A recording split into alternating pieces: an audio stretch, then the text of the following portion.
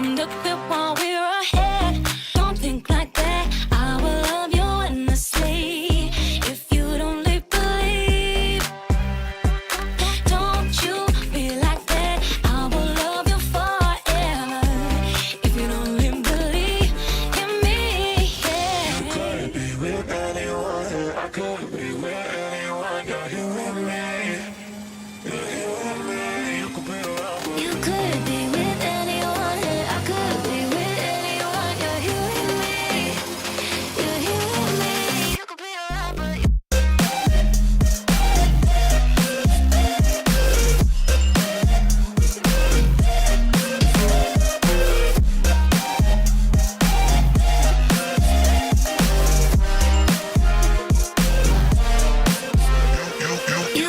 be with anyone, I could be with anyone. You're here with me. You're here with me. you could be around, but You could be with anyone, I could be with anyone. You're here with me. You're here with me.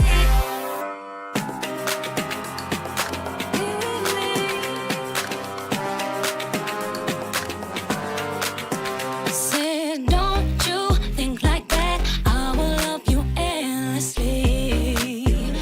If you only believe me, don't you think like that. I will love you endlessly. If you only believe in me,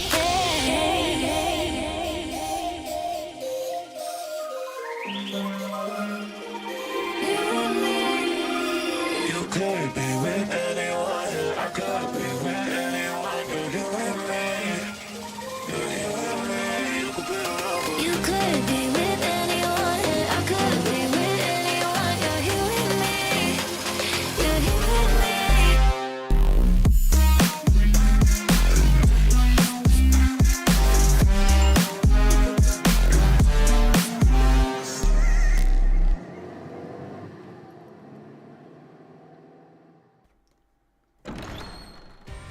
Hello, everybody!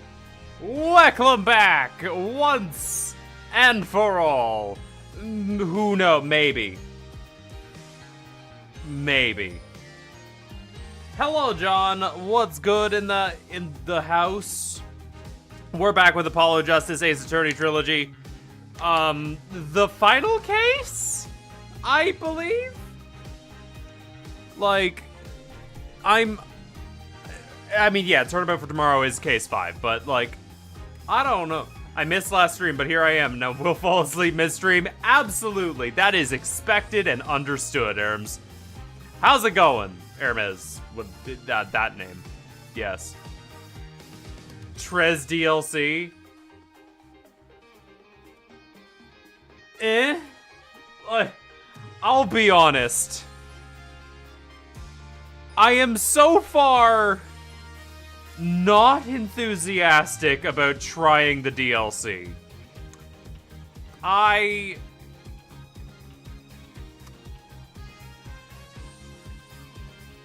feel as though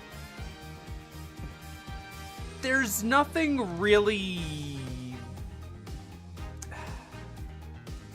like a fun side story, or even like fixing the plot through the DLC. I don't know. It feels just doesn't feel quite right. I don't know. I'm not even not right. At current, I don't want to do it. Like, I have no reason to really want to play more of this game than I already am. The only reason I have kept up with the game up until this point, DLC takes place between cases 2 and 3 or something. I mean, sure. But I'm also just like, there's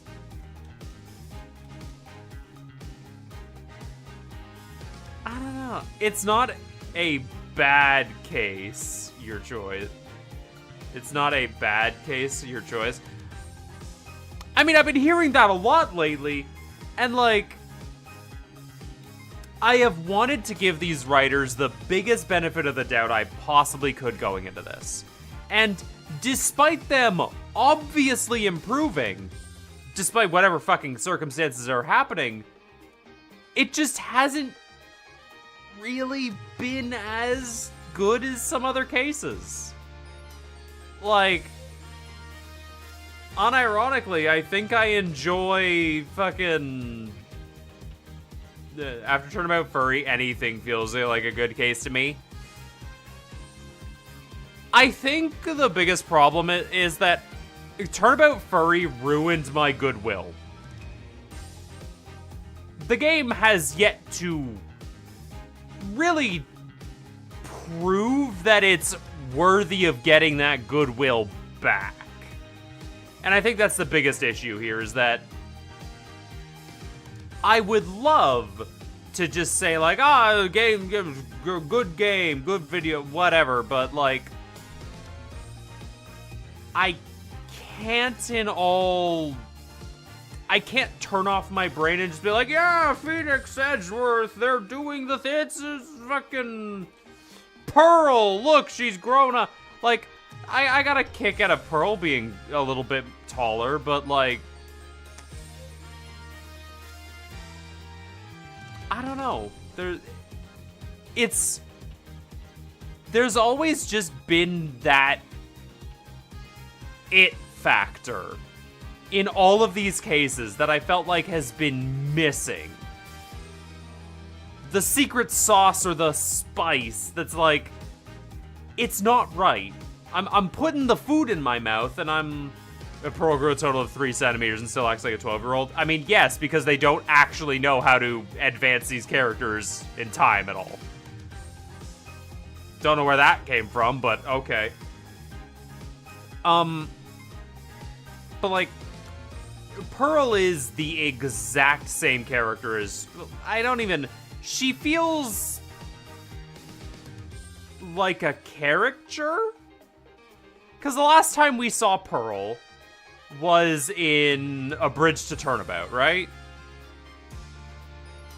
And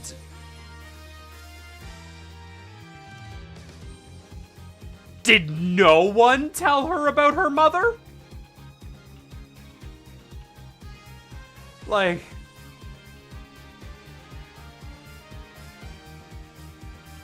I feel like we've missed so much of the actual characterization of these characters that they're just been kind of flanderized. If you're familiar with the term. You know what? Fuck it. Let me see if I can actually if I'm actually using the term correctly myself. Flanderization meaning. Oh, no, hold on. Minus AI. Okay, flanderization, countable and uncontrollable plural Flanders. American Oxford, the process of exaggerating a single trait of a set traits of fictional characters until it overtakes all other characterization. Yes, so I feel very much like Dual Destinies is the Flanderization of Ace Attorney. I'd say the game's better than Justice for All and Apollo Justice Ace Attorney, granted, to annoy you. Okay, yeah, motherfucker. But not better than the rest. Yeah. It's weird. I think Apollo Justice Ace Attorney is very well written. Like, in terms of the overall game package,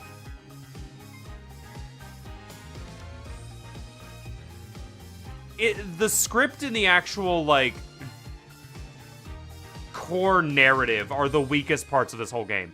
Its presentation is great, the animations are great, the fucking soundtrack is on point, but when we're holding up to the script itself, there's just... I mean, there's a whole...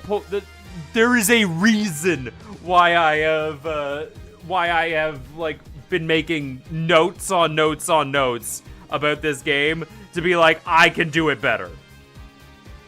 And if I can make a better written game than, or better written script. Whether or not it could actually be a game is fucking who knows. But yeah. Serenade makes less sense than Furry, and Apollo's entire role in the last case is presenting 2 pieces of evidence, and there's something Phoenix brings to jury, so it doesn't matter. Don't get me wrong. There are bad parts to every trial. And, like, you can say, oh, the mystery isn't great, blah, blah, blah, blah, blah, blah, blah. But for me, especially, it just feels soulless. There's just some... Because even in Apollo Justice, where he's not doing much and just kind of being driven along by Uncle Phoenix, there's just... It had its soul there. You could feel it. It's just those weird intangibles in the plot that I feel like are truly and utterly missing from here. Like, to use a very unfortunate example, Ghost Trick Phantom Detective is a better Ace Attorney game than Dual Destinies. I mean, I can't say too much because I am easily too amused. You can't give me any Apollo Justice and I'll eat it up, or you can give me any Ace Attorney, I'll eat it up either way. Yeah, and unfortunately, yeah. Because, like, as much as I am fucking pole-licking Great Ace Attorney over here, Great Ace Attorney 1 is kind of bad. But since you can no longer not buy Ace Attorney 1, or Great Ace Attorney 1 and 2 separately, you're always going to have a fully completed story. And the bad parts of Great Ace Attorney 1 are overshadowed by the better parts of Great Ace Attorney 2. For lack of a better word. And Great Ace Attorney 1 is also really, really fun in its own right. So, you know. Great Ace Attorney 1 is basically build up for Great Ace Attorney 2. It is. It's literally half a game. Completely fair. But yeah, so let's stop bullshitting around and get into it. There we go. But yeah.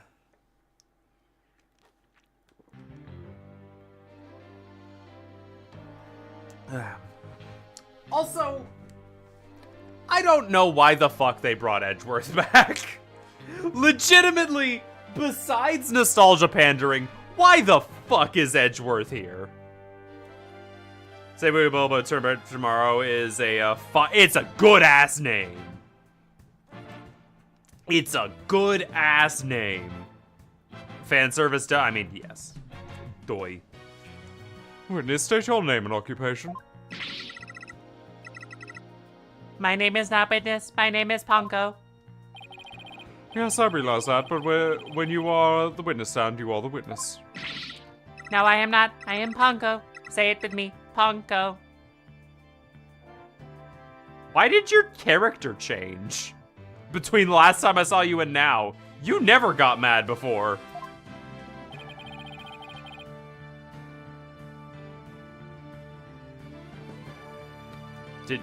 Did we write them like this just so we could have the Edgeworth pose? Is that all we did? Nice eyeliner, Edgeworth. What an utterly inflexible little robot.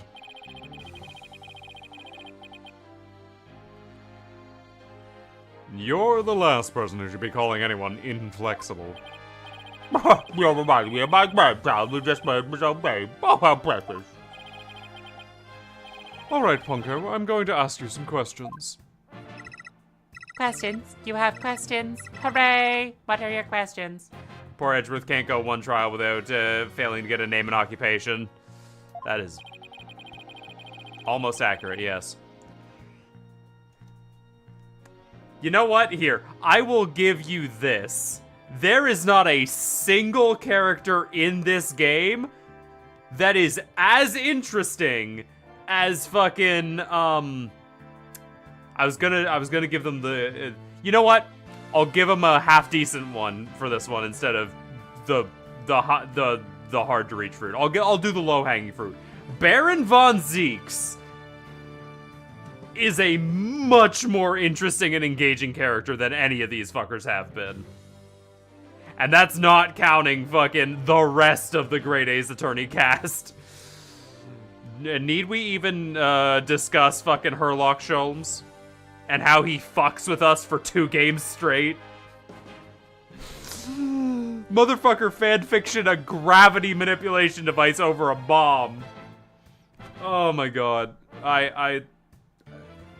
Once I learned that Herlock was just fucking with us the whole time, best character ever written in the series. Anyway, that's enough of me pole licking great. Let's get back to Duel. I want to know if you were there at the time of the murder of Metis Sykes. It was 7 years ago on the 7th of October around 2 p.m. in the robotics lab. Certainly. Just one moment. Searching data. Search complete. Yes, I was there in the robotics lab. I love how Herlock is canonically a genius and he's just doing it to fuck with Ryunosuke. Yeah. It's the best characterization this series has ever gotten. It would seem this robot's testimony is necessary to this case after all. This is great. I just knew Ponko must have seen something important. My murder committed by this poor little girl dies. It's inexcusable. Gotta love doing a trial with rocks and rubble. I can't lie. It's a great set. Like, this is what I mean about the fucking art and everything involving the trial, like this game. Like, the concept of the Dark Age of the Law having the final trial take place in a blown out courtroom is fucking cinema. It's such a great concept. Its execution is piss poor so far, though. Anyway. Absolute cinema. Just seems ready to adopt Ponko as another grandchild. Oh, don't little Ponko. You think you can give us your testimony, play? Why does the robot have boobs?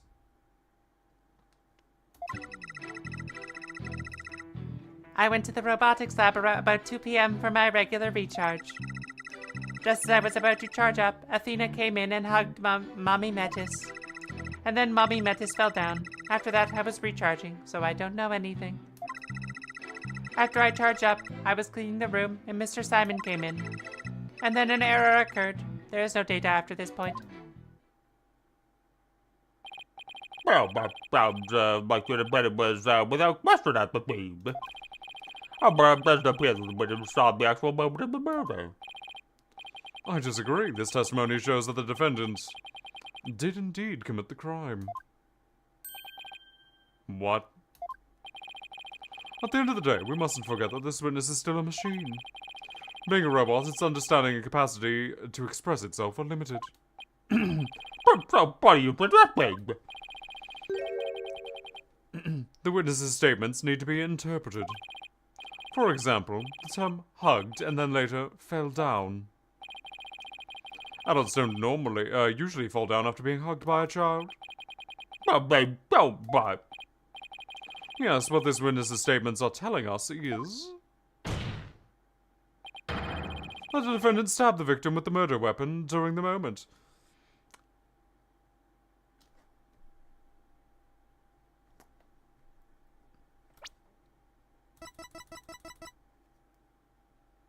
This one? This murder weapon.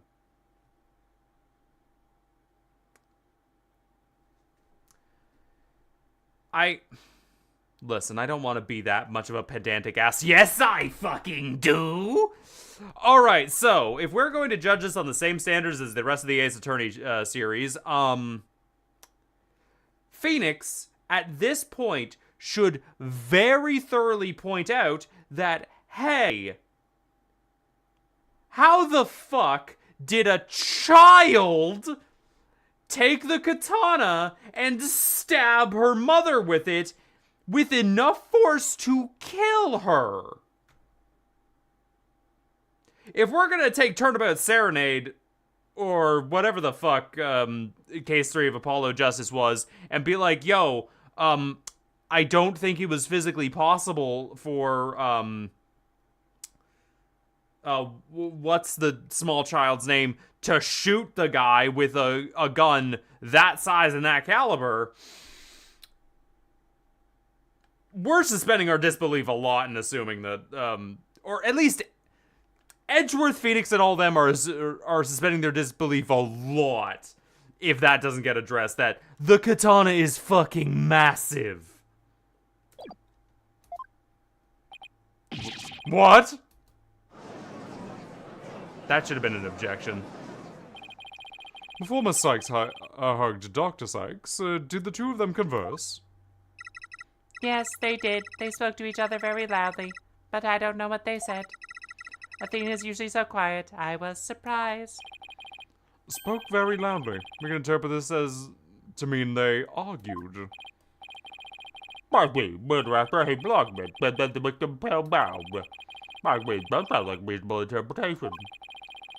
However, Ponko doesn't seem to remember anything that happened after that. As we know, as soon as the trial begins, the protagonist loses half their IQ. Yeah, one thing I'm hoping to rectify in the actual fucking rewrite. Because, dear God, I'm so tired of every character on screen being dumb. When I am recharging, I go into sleep mode. But I remember everything before that. I have a very good memory. You may as well admit defeat now, right? A cross-examination would be useless. Don't be ridiculous. A cross-examination is never useless. Until now, think about it. Robots don't lie. This robot is both an important witness and a valuable evidence at the same time. Nevertheless, I will have my cross-examination. I see you haven't changed. You never were one to worry about wasting time. well, it may be a waste of time. You may proceed, Mr. Knight. I'll show you just how fruitful any cross-examination could be. Why are we so angry at each other? Man,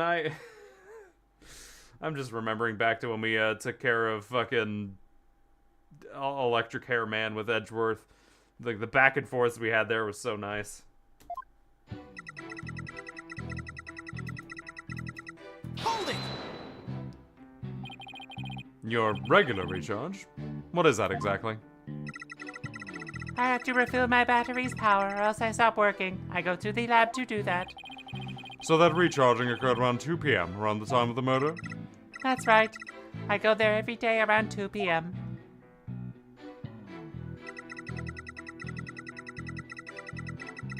Hold it! Hugged her, huh? Which other words took to mean as stabbed her with a weapon. You said the two of them were talking before Miss Sykes hugged her mother, is that right? Yes, they were talking very loudly, but I couldn't tell what they were saying. Couldn't tell. Even though they were speaking loudly? I'm only allowed to listen to voices that are directed to me. If it listened to every voice, it would be able to... It'd be a little better than a mobile eavesdropper. As we all know, alright, yeah, we read that. Well, that explains why some of Ponko's testimony is so vague. It's a shame our little friend wasn't listening in, however. We could have learned what they were talking about just before Dr. Sykes was killed. Now then, what happened after that?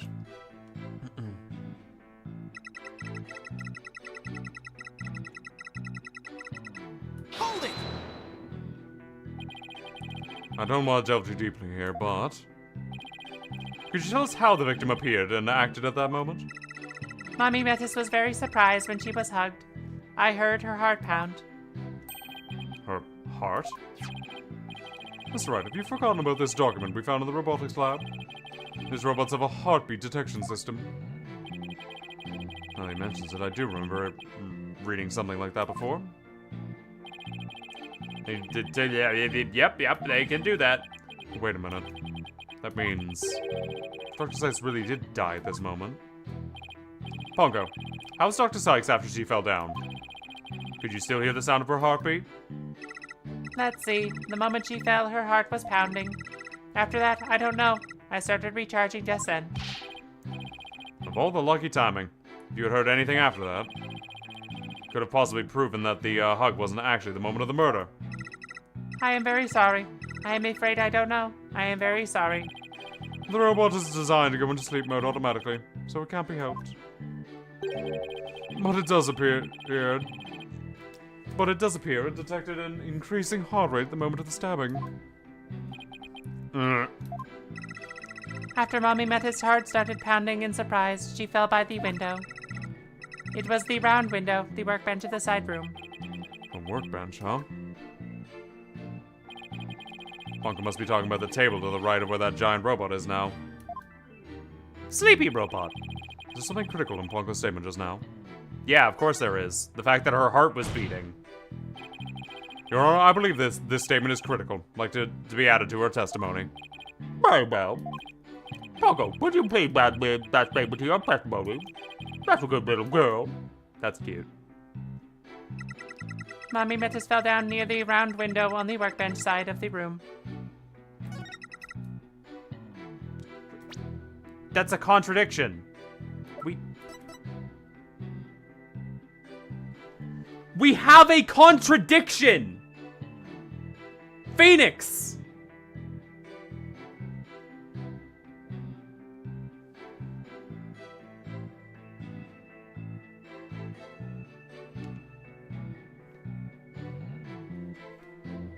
Wait. There's a contradiction right there!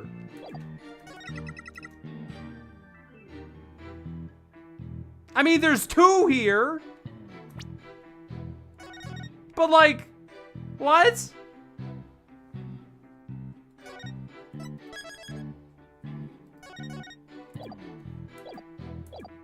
Who the hell is a contradiction? Okay, well, for one, to explain the obvious, her heart was still beating, which means the autopsy report is wrong. The weapon pierced the heart, so Pongo could not have heard the heartbeat. That's the obvious contradiction. Second contradiction is that she's on the chair. Objection! But, like, no, we're doing that one. Okay. Pongo, your statement may have just inspired a breakthrough. I was helpful. Hooray! I'm so happy. Just to be sure, let's go over it again, okay? The victim fell near the window on the workbench side of the room. However,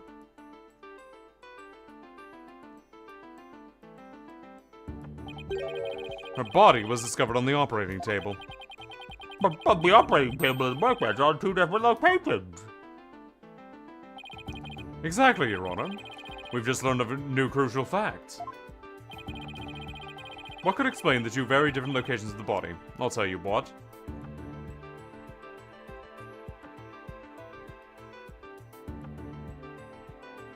The defendant was a child, so... No? The victim moved? An 11-year-old girl couldn't have moved the heavy body of an adult. So the only explanation is that the victim walked over to the operating table herself.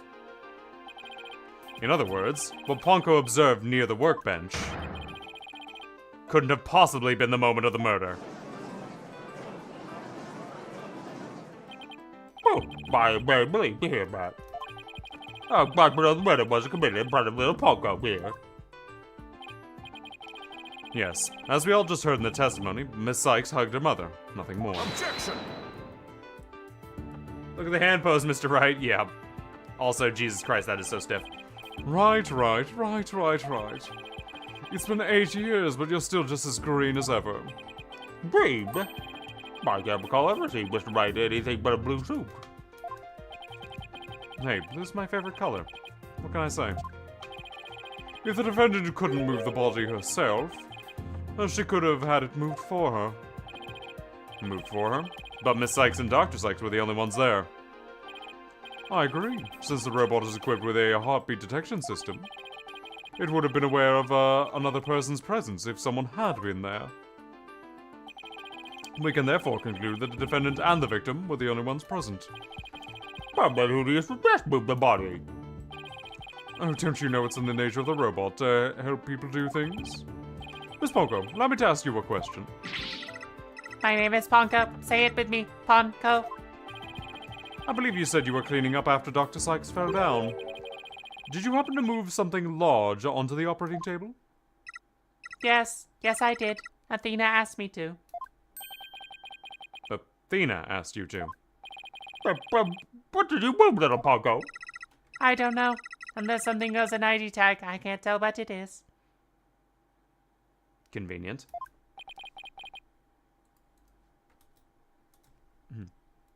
But I tag, you say.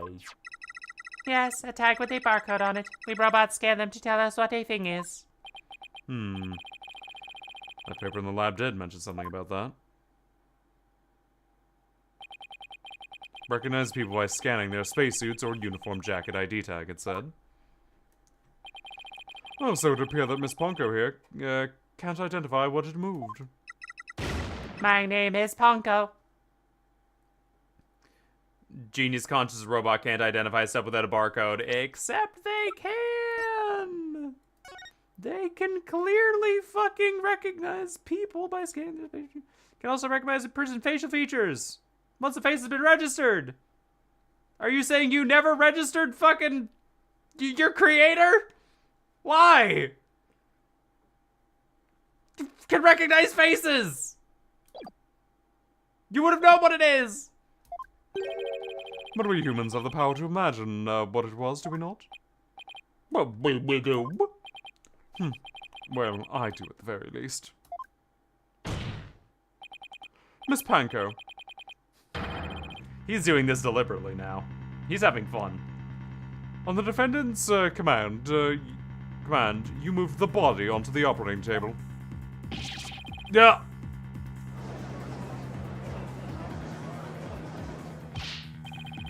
Ponko, did you really move Dr. Sykes' body? This is really important. Is there anything else, any way you can tell us? I don't know. Without an ID tag, I cannot tell. That's a lie. Give it up, right? If the victim's heart was stopped, the robot's detection system would be useless. Furthermore, Dr. Sykes usually wore her white coat while she was working. She kept the jacket with her ID tag on, draped over the chair in the robotics lab, How would you know this? and only wore it for special occasions. In other words, the victim wasn't wearing her ID tag at the time. From the robot's point of view, her body was simply just another object. But Ponko is equipped with a facial recognition system. If she really did move the victim, then she would have recognized the body as Dr. Sykes. But she didn't, so that means... Her face can easily be covered with a piece of cloth, a mask, or anything else for that matter. With her facial features hidden, the robot wouldn't be able to tell it was Dr. Sykes.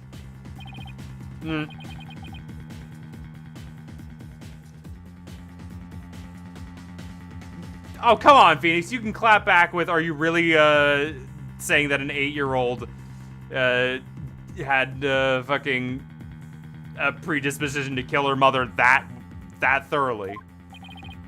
Summarize, Miss Sykes stabbed her mother near the workbench, and then using the robot, she moved the body to the table, where she removed the sword and was stained in blood. This is...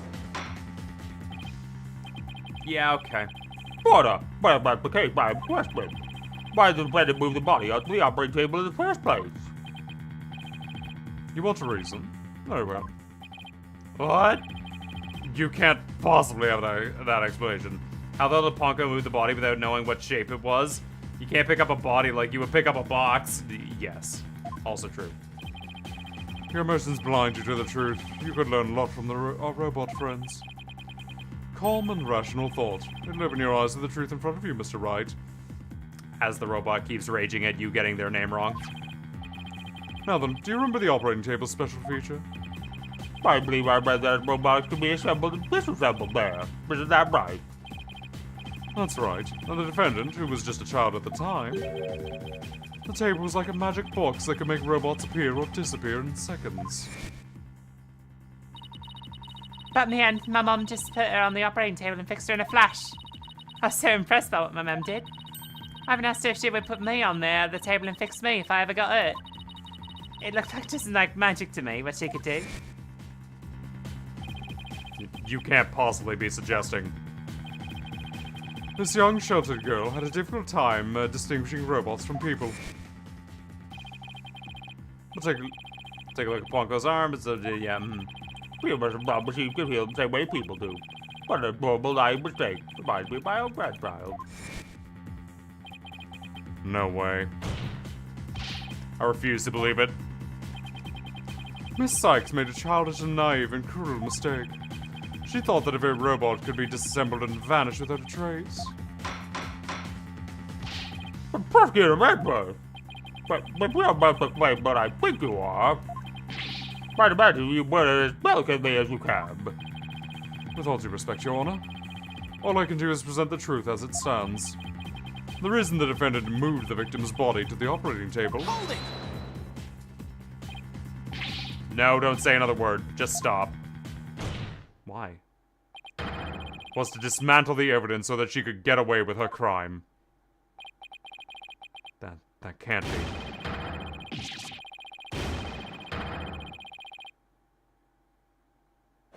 It's not.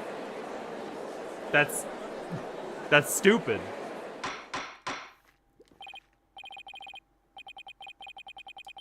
The truth as it stands, motherfucker, both you and me know that's not the truth. Literally! We all know that ain't the fucking truth. Like, it's so stupid. It's an 8-year-old. Like, this is premeditated murder on the level of fucking... Like, I don't know, name of... Who's what? This is Dahlia Hawthorne levels of premeditated murder. Oops. From an 8-year-old. A sheltered 8-year-old. Borderline caught mistake. Edgeworth, she was just a little kid. How can you say such horrible... How can you say such a stupid thing? Horrible? Like I said, yours just as green as ever. I came here today as a prosecutor only to seek the truth. No more, no less. My theory is simply a result of rational consideration of every possibility. Objection! But dismantling isn't the table's only function. It can make repairs as well. It's conceivable that Miss Sykes moved her mother to the table in order to fix her. I suppose that could be another way of interpreting it. But dismantle or repair, doesn't matter either way. What do you mean? Edgeworth knowing that's not the truth, that he has like 800 pieces of evidence and arguing is prepared for the next part. Yeah, no, this is not the Edgeworth at the end of Bridge to Turnabout. This is Edgeworth at like Ace Attorney 1. Bro really pulling a Herlock Sholmes and bullshitting just to make the trial longer and acting like he hasn't solved 90% of the case. Literally. And I don't think that's as the way to compellingly write Edgeworth. I think actively having Edgeworth, like, have a back and forth with Phoenix is so much more interesting than just Von Karma. Again. After murdering her mother, Miss Sykes may have come to her senses. Perhaps she did want to make it appear as if it had never happened. And that's why she tried to repair her mother. Yes, that's one possible explanation. But we mustn't forget the facts of this case. The victim was observed to fall down after being hugged by the defendant. And the body was moved to the defendant's command. By the defense command. These two facts indicate the defendant's guilt remain unchanged. Oh, this can't be true. That's right. We have many evidence for a prosecution claim. Yes. The fact that she died instantly, and we heard a heartbeat. Evident? Right. Let's see. I can. I'm afraid I don't have any evidence. Since becoming chief prosecutor, I've learned the truth isn't always pretty. Now accept the truth, Mr. Wright. Your subordinate murdered her own mother. Your Honor, the prosecution demands a verdict. The hostages have suffered enough. Oh, but a terrible and practical conclusion. If we met as no counter-argument, I see no further... This is a...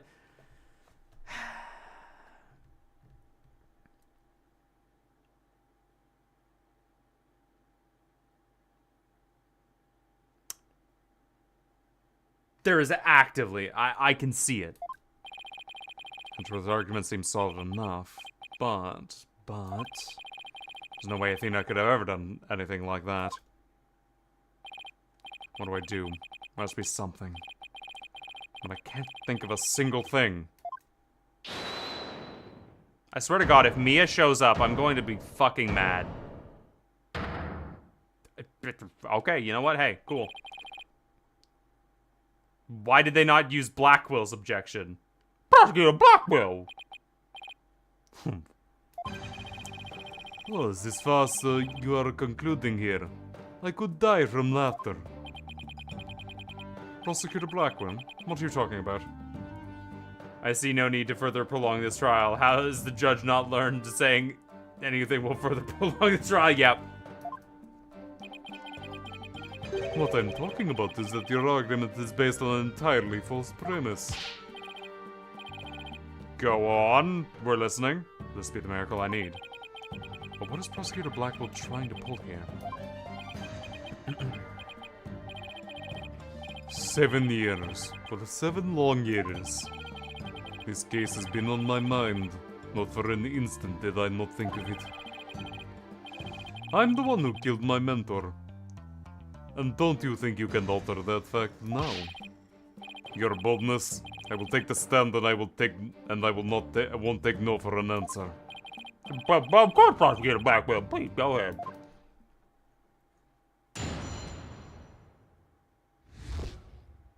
"7 years ago.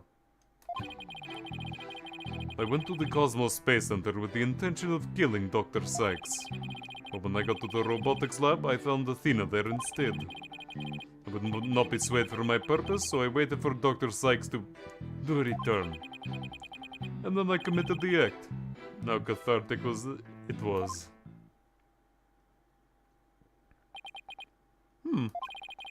A little Poco here, but just make them fall by the other way. Objection! I don't need any of your other words, old man. I can guess what happened. But what would be? She fell means she fell. Merely that. A mother and a child fooling around. Perhaps she tripped.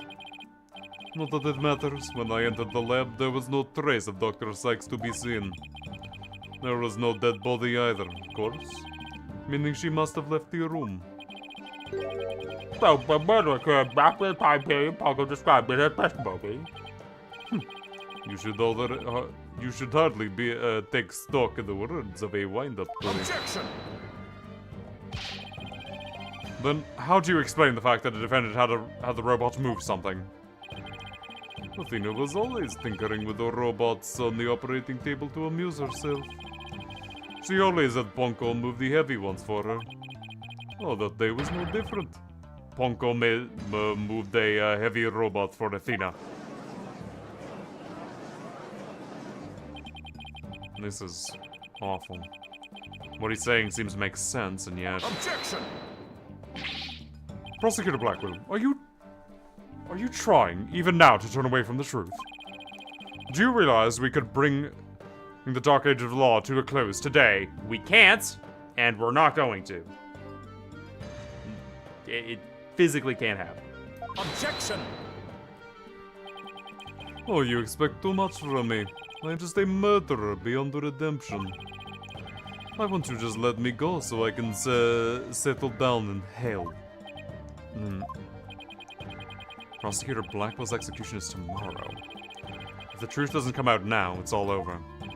Why you think that the little girl and the robot have nothing to do with the murder? Oh, that's right. So let's hear your verdict. If we don't hurry, I might miss the ferry across the sticks. Why,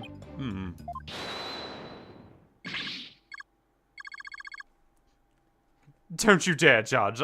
Don't forget, I have hostages over here. And Simon, how long are you going to cover for her? Miss Blackwell? Oh, forgive me, Ara. I never wanted you to do anything like this for me. But you agreed to this trial, even if you have a counter-argument, then if you have a counter-argument, then present your evidence. That's the rule of the courtroom, isn't it, Chief Prosecutor? Blackwell, You selfish... well, to be frank, I don't like this, but it's my duty to make a decision. If someone has a counter-argument, I will renounce my verdict. Is this really happening? Is it really going to end just like it did 7 years ago? I want to do it so bad, even now. I want to fly out there and go save him.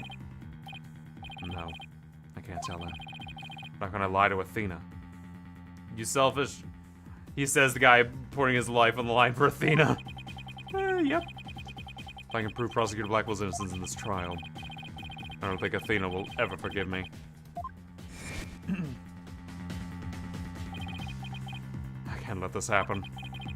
But I just don't have the evidence to counter Prosecutor Blackwell's testimony.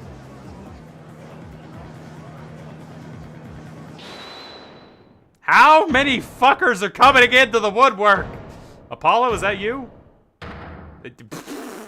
Hi. Hi, how you doing? Good to see you.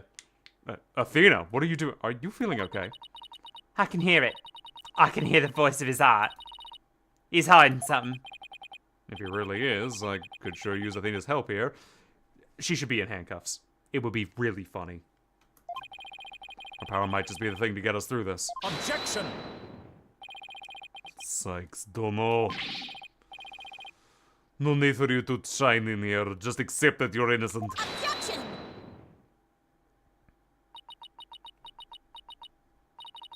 She ran out of shackles. It's past 7 years. They've just been hard on me, you know? What are you talking about? Do you remember that horrible, horrible trial?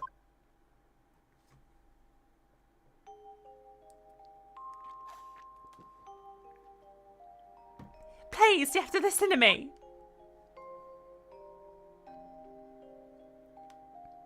He didn't kill her. He started screaming that he didn't kill her.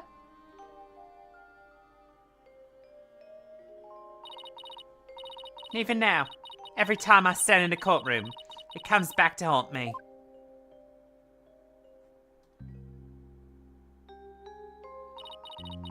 Not being heard, no matter how hard you try. Feeling so helpless.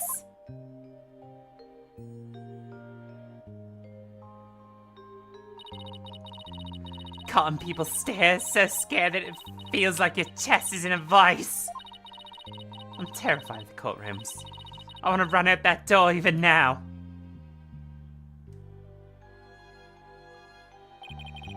And yet you found a way to keep your fears at bay and became a lawyer. Thanks. That's because one day, I came to realise that I had to fight. Couldn't give up. I exercised hard and studied hard. I wanted to become the strongest lawyer I could be.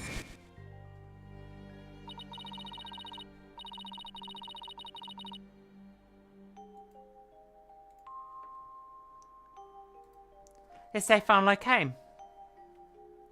This day has finally come. The day I've been looking forward to with all my heart. This day, that's why I became a lawyer. This is why I studied psychology. It was all to save you from this false conviction. But Miss Sykes, do you realize what that would mean? You want to be accused after all, but if you prove Prosecutor Blackwell's innocence, then... The only thing that matters is the truth. And it's my duty to find out what the truth is. Simon, please give me this chance. The chance to take off this fear that's been with me for 7 years and to face the truth. Athena's being so brave confronting her past like this. This might actually be the last chance to save them both. Prosecutor Blackwell, please testify one more time about the incident 7 years ago. Fine, but your efforts will surely be in vain. For I am not a man who can be cut down easily. Here we go, Simon. Let me hear the voice of your heart. Oh boy! The worst mechanic in any Ace Attorney game rears its ugly head again.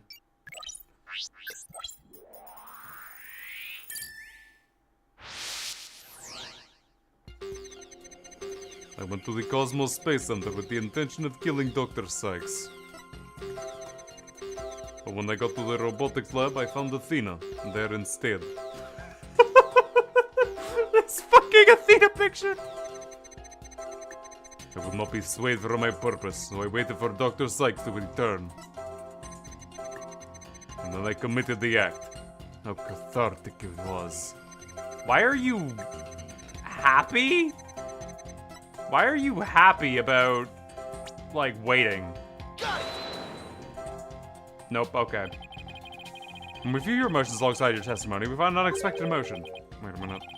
There really isn't anything strange here. I don't know. I think maybe we made a mistake, Mr. Wright. I'm thinking maybe you're right. Let's take another look. Must be an unexpected emotion here somewhere.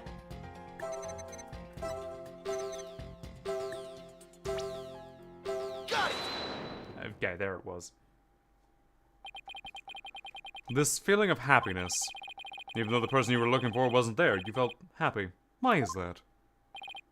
Simple. When I was looking for Athena, I hadn't found her yet. I grew worried. So when I saw her in the robotics lab, I was happily relieved. Merely that. Just now you said that you went to the Space Center to kill Dr. Sykes. But the first thing you did was look for her daughter instead. I had no intention of harming Athena, so I wanted to confirm that she was safe first. It was just a part of my plan. Nothing contradictory about it. Gah. The second I find an inconsistency, it cuts it down. Simon knows the principles of analytical psychology. There's less noise now. I don't see any instabilities we can latch onto. I was afraid of that. I'll just have to keep chipping away at him bit by bit. Could you update his testimony, Athena? You got a boss.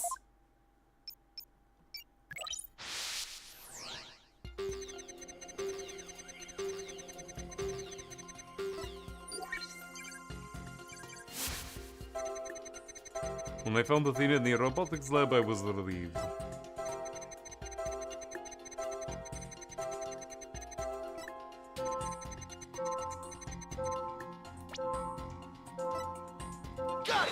Okay, why were you sad? Not even you can falsify your emotions, Prosecutor Blackwell. What? When you said that you killed Dr. Sykes in your testimony, you felt sadness. Why would someone who had laid in wait to kill her be sad at her death? Such an obvious attack. Yes, I felt sadness, but it wasn't for her. I felt sorrow for Athena and her circumstances. Hey, Santa, how you going? I don't know what day I'm living. Thursday.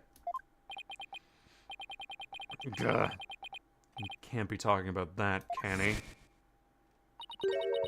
How is this a convenient subject for research?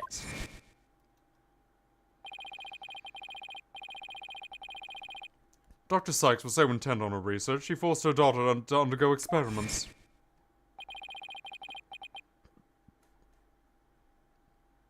My objective was to save Athena. From an obsessive scientist who treated her own daughter like a research subject. What? I went to the psychology lab first. That is where I would usually find Athena playing. But that day was different. I heard someone crying in the robotics lab next door. Was Athena being subject to yet another experiment? I thought as I went to see. Conveniently, Athena had cried herself to sleep. So all I had to do was wait and kill. So that's why he's relieved when he saw Athena. But is this story really true? I'm not sure how much to believe. Mr. Wright? How are you doing, Athena? Still hanging in there? I'm a lot stronger than I look, boss. Now, let's take a look at this. Noise level is actually increased. Ah, finally, they're playing with this.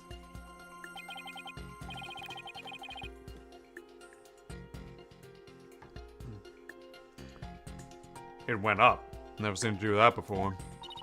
Prosecutor Blackwell's lying somewhere in his testimony. As a matter of fact, he's piling a lie on top of lie in an attempt to make his claim sound more believable. He's trying even harder to express his true feelings, and that's what's causing the noise. How in the world should I approach this? An evidence-based approach might work if I can find a contradiction. Otherwise, I should look for an inconsistency in his emotions. There are no flaws in my testimony, and his boldness is prepared to give his verdict. Oh, give up on this lost cause and let the law free me of these chains already. Objection! I don't think so. Not while I'm around. Now, contradictory testimonies or inconsistency in motion. Which should I tackle first?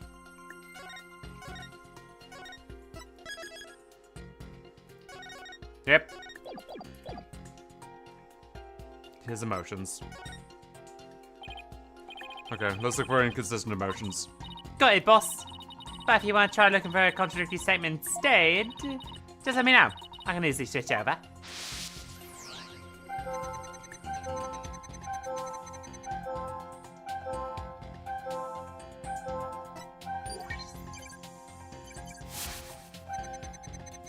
I hurried over and opened the door to open up the robotics lab.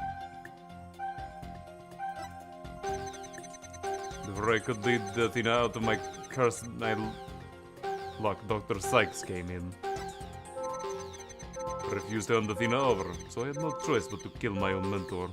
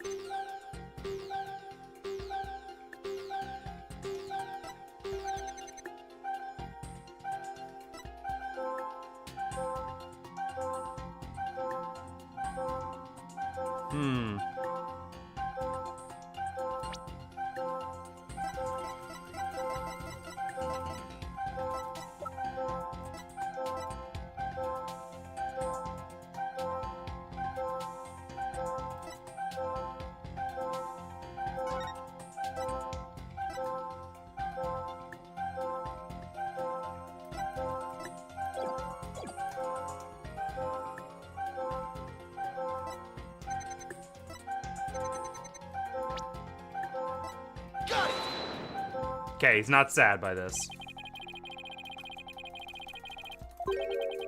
Come on. No. We've already been through this dialogue tree.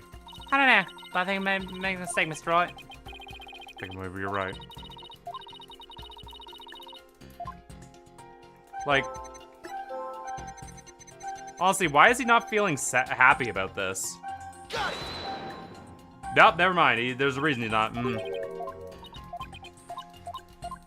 Okay, good to know.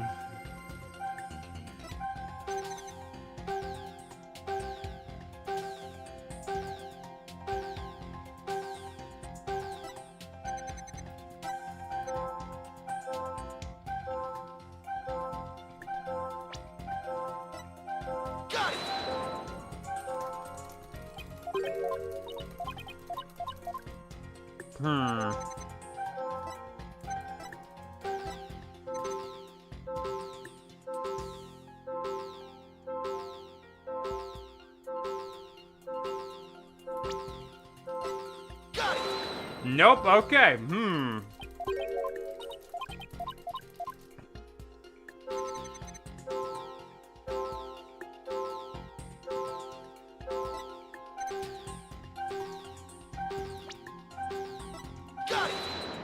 Fuck you,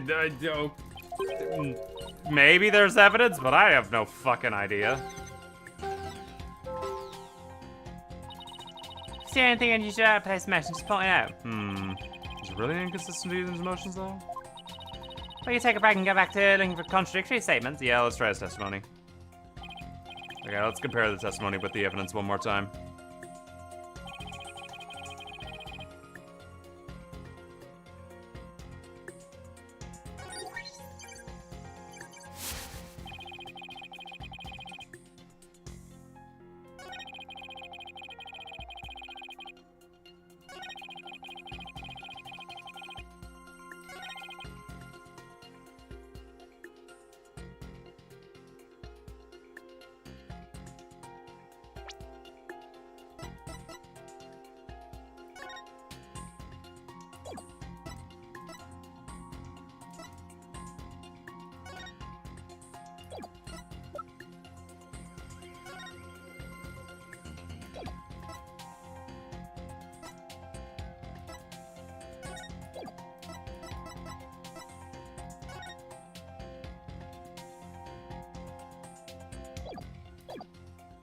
I would love to hold it, but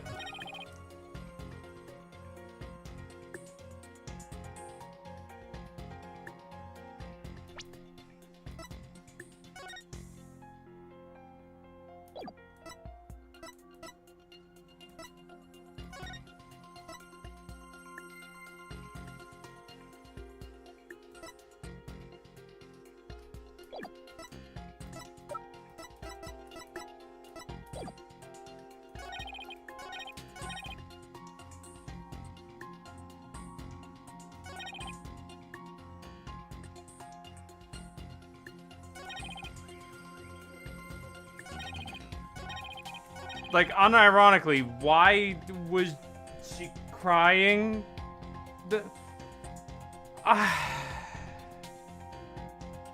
This feels needlessly complicated.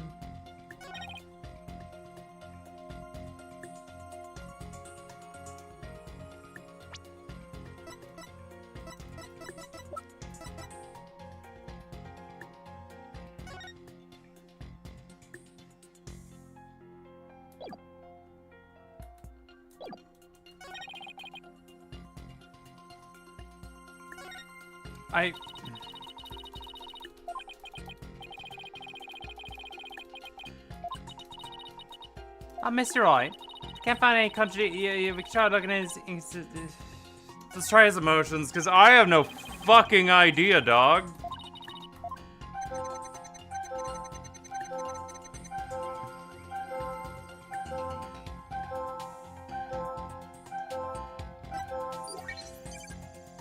Is it gonna do this every time I swap?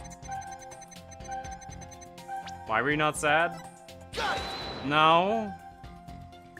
Oh boy, here we go. We're doing this nonsense, are we?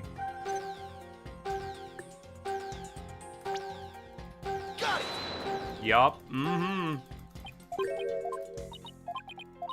Okay, I have no.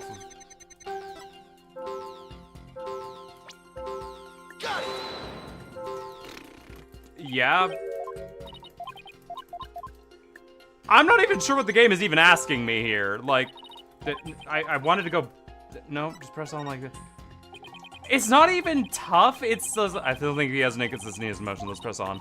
Okay, but if you ever want to switch, I'm ready. I mean. Okay. I think the biggest question is, do I want to keep pressing on like this and just waste my time, or do I just want to cheat? Because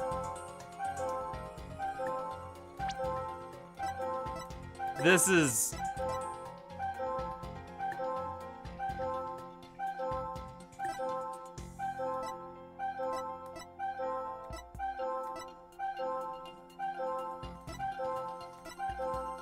Because I don't fucking... Oh my god.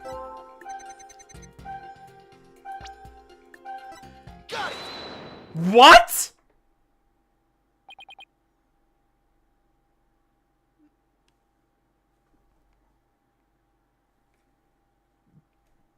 Why?! Of course he was shocked to if anything, if anything, it should have been either the lack of a happy emotion or the lack of a sad emotion, not the shocked emotion. The shocked one makes the most sense! How odd. Would you register as surprised at opening... Why would you register surprised at opening the door to the lab? Alright, fine. I'll explain if I must. What surprised me was Ponko. The toy figure attacked me. Dr. Sykes knew full well of my plan to rescue Athena. But she couldn't stand guard over her daughter 24 hours a day. So, Dr. Sykes had Ponko do it? Oh, that's alright. She ordered Ponko to forcibly remove me on sight. So I slashed Ponko up with the katana that was there in the lab. That rickety old puppet wasn't worth that fine of a blade. Mr. Roy, it's happening again. There's even more noise now.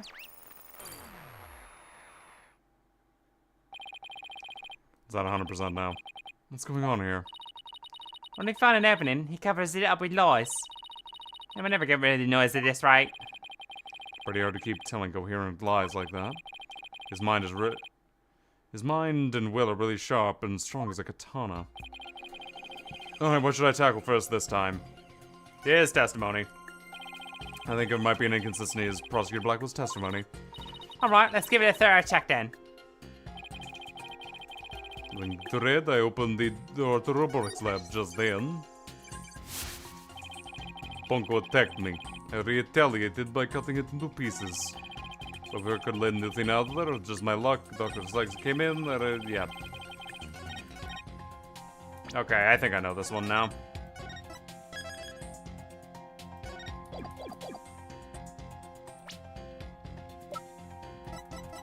Objection! Compounding lies with more lies is never the answer, Prosecutor Blackwell. So look at this photo. Well, this must be the moment of the murder, isn't it? How many more times must I see that which damned me for my sins?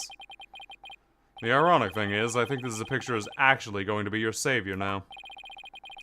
See the bloodstain on the end of Ponko's arm, where it was severed with the katana? I hope you aren't blaming it for robot's blood, Mr. Bright. No, most likely the blood was transferred there from the bloody katana. The katana already had blood on it, so there must have been the victim's blood. That's right. But if that's the case, we've found a glaring inconsistency. Ugh. You said in your testimony that you cut up Ponko and then you killed Dr. Sykes? But in spite of that, the victim's blood is already on Ponko's arm in this picture. But that couldn't be.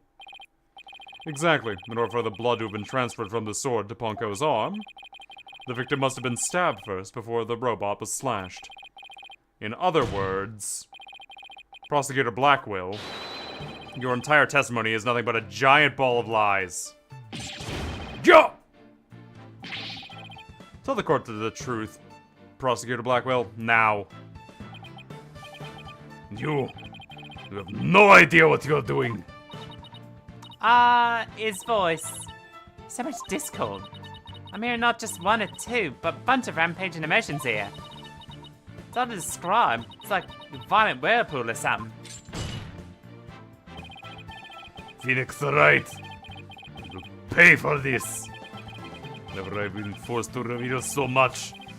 But the rest I will take to my grave. Prosecutor Blackwell, you're on the witness stand. You're obligated to tell the truth. Isn't that the rule of the courtroom? All these complex emotions, they seem to be flowing from one source. I think whatever he really saw that day is causing these feelings.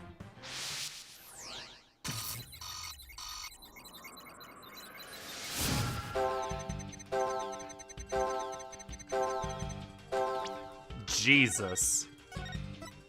It's all of them. Hey, Kyrie. How's it going? Following the source of the crying, I opened the lab door and then...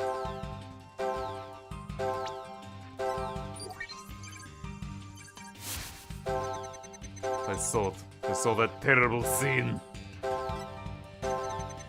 Where I could leave the thing out, curse my luck, Dr. Sykes came in. Okay. It was a long day. Gotcha. Got it! Yeah, of course it was Athena.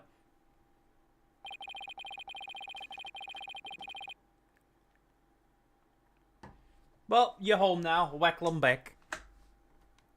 When you opened the door, you saw Athena and you became overwhelmed by your emotions. Isn't that right, prosecutor? You should know better. And though it's pathetic, I admit I am terrified to speak of it. Prosecutor Blackwell? Miss Sykes is innocent. I will always believe that with all my heart. Now, can't you find it within yourself to believe in me, too?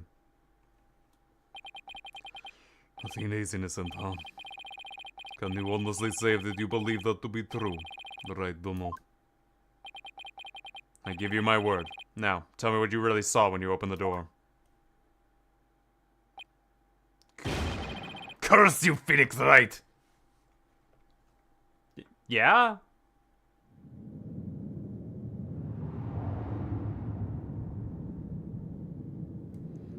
was a tragedy. One I'll never forget. When I arrived at the lab, Dr. Sykes was already dead. She was lying on the operating table, with a bloody katana lay on the floor. And standing between the two, covered in blood, was Athena.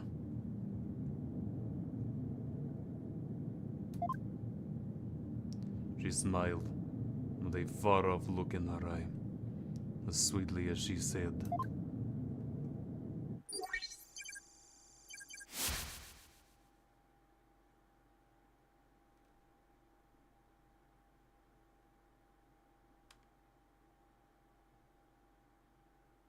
That's not horrifying in the slightest. "Something's wrong with Mom, so I'm going to take her apart to fix her."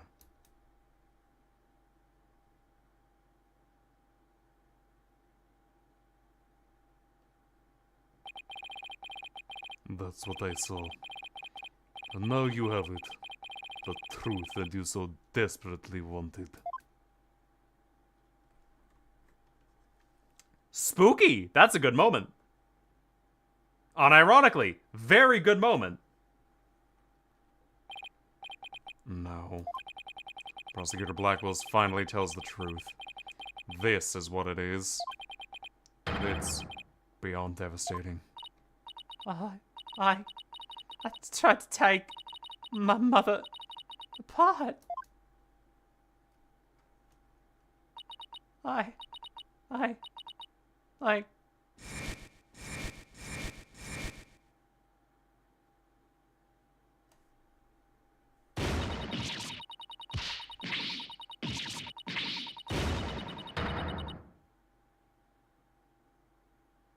Good moment. Very, like, unironically, very good moment.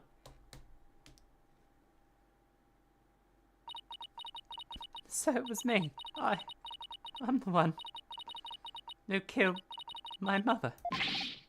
Athena. As I said, right, the truth isn't always pretty. Murder, disassembly on an operating table, scientists using her daughter as a guinea pig. Sadly, it appears my theory was correct after all. Objection!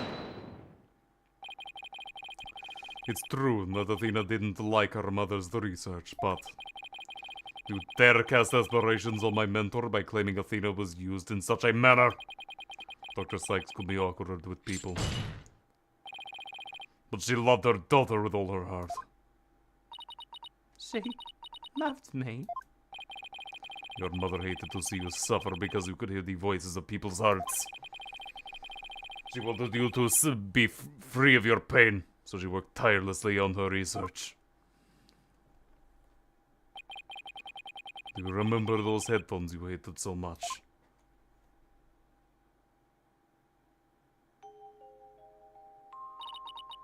Yeah, my head hurt every time I wore them. No, Athena. It's just the opposite. They emitted sound waves to nullify your emotional input from the voices of the people around you. Your power is much stronger than it is now. And those headphones were what enabled you to carry on with everyday life. No, that can't be true. And why? Why would I have done something like that? Somebody who loved me so much. Her love for you was real. That I can guarantee. That's why I knew. But what happened had to be some kind of mistake. I couldn't let you be punished for it. So you took the blame on yourself and your mentor. You and your mentor are more alike than you know. Punko was a witness, so I put it in a case, held Athena close and vacated the lab. I threw Punko away in the boarding lounge trash chute. And I hid the case of the Space Center grounds. We believe that we have all the facts of the case. No, not yet. Can't end like this. Objection! Do not disgrace yourself, Mr. Wright. The truth has been revealed. Or are you the type of man to turn your back to things that disagree with you? I'm not. But this... I can't give up now. I have to say something, anything, even if it's a bluff. I've always managed to pull through that way in the past. I have to make it work. The defense is, prepared to present evidence. Mr. Wright, Yes, Athena? it's okay. You can stop now. I don't want you or anyone else to suffer any longer for my sake. Athena, what are you saying? I killed my mother. That's the truth. It's just like Prosecutor Edgeworth said. They have to face it, no matter how much it hurts. I admit my guilt. She's standing upright. But could I please be granted just one chance to tell everyone what I recall? It appears Miss Sykes is much braver than you, Mr. Wright. What do you say, Your Honor?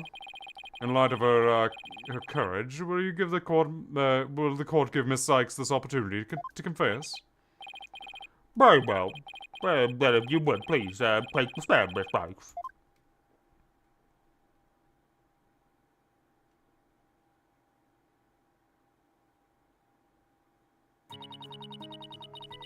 Thank you, but let me do this, Prosecutor Edgeworth. And thank you, Mr. Wright and Prosecutor Blackwell, for letting the truth be known. Now we can finally move forward, and everyone's suffering can come to an end. Can't wait for Apollo to come in at the last fucking second and deliver some of the stupidest evidence we've ever seen. To be like, but it was really the spy. Athena. Prosecutor Blackwell will be cleared and the Dark Ages of law can come to an end. How? Yes. Admit your guilt and bring everything to its conclusion. I killed my mother. My memory's still a little hazy, but there's no question I remember it. I remember the weight of the weapon in my hands, the feeling of it stabbing in deep, and I remember the warmth of her blood as it flowed down the handle on my fingers. Your Honor, please find me guilty. I dare say these are all memories that no one but the murderer would have. I agree. Thank you for your confession. I believe this trial got on long enough. But before we conclude, does anyone have any counter arguments? Apollo? Objection! Or me? I do, Your Honor. Mr. Wright? Mr. Wright? Why? I killed her. I remember it now. Any counter arguments now is pointless. Objection! Oh, don't tell me you've forgotten one of the basic tenets of lawyering. Always believe in the client to the bitter end. Athena, you're not a murderer. Objection! I say that you never changed, but you could have actually regressed in these 8 years. I won't stand for your childish emotionalism getting in the way of the truth. Emotionalism? Don't lecture me on the matters of the heart, Edgeworth. Because I can see straight through that into a person's soul. Oh, we're actually doing this in the courtroom.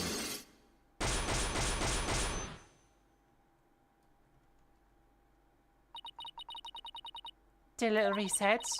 Looked at those special cyclocks you mentioned, Mr. Nick. Mr. Nick, Athena isn't trying to keep anything from you on purpose. For some reason, part of her heart and her emotions are sealed off even from herself.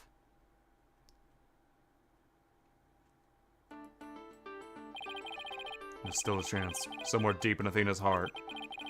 There might be a memory that she's not even she knows about yet. We might be looking for a grain of sand somewhere in the cosmos, but still. That memory might contain a new fact that could prove her innocence. I hope everyone thinks that you're not just bluffing, Mr. Wright. Well, Ms. Reddy, is there not a problem with Ms. Sykes' confession? My memory's still a little hazy, but there's no question. Yeah, we just had this! I weight of weapon in my hands, feeling of stabbing in deep. And I remember the warmth of her well as if I had down the handle on my fingers. There's definitely something wrong with her memory of the events. I can just tell. Is there a problem with her confession? Please prove it to the court now.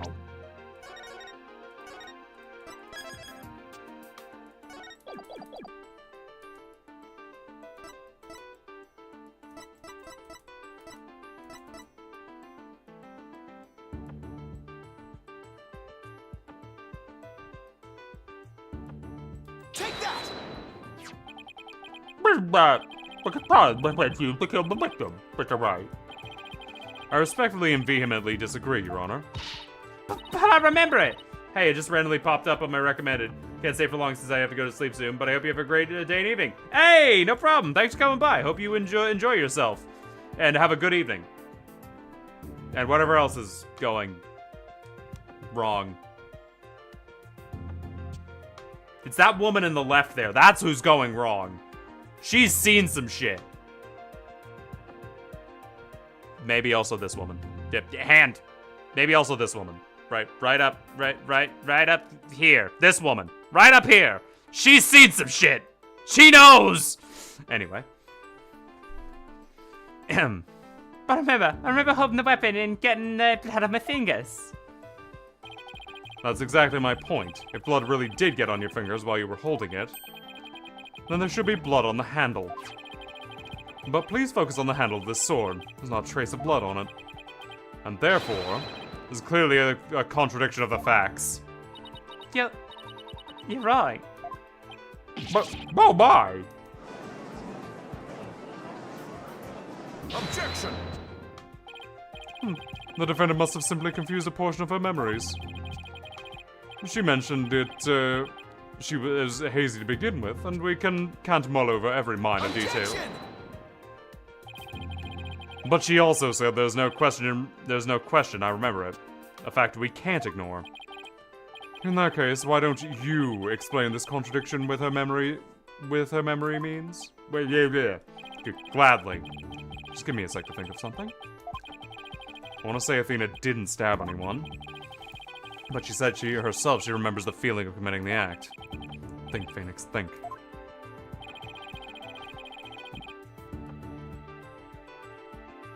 What could the contradiction with Athena's memories mean? The defendant used a different weapon, obviously. But I will still say it, because I am scum like that. Miss Sykes said blood flowed down the handle, but the katana's handle is spotless.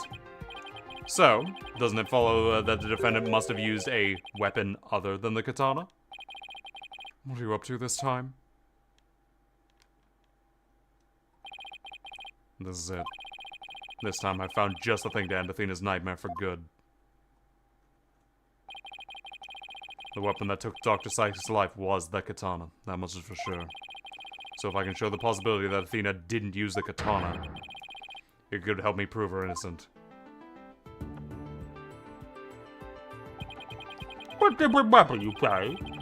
What weapon would that be exactly? Right, of course, he would ask that. I can see you're floundering, Mr. Wright. Did you speak without thinking again, as always?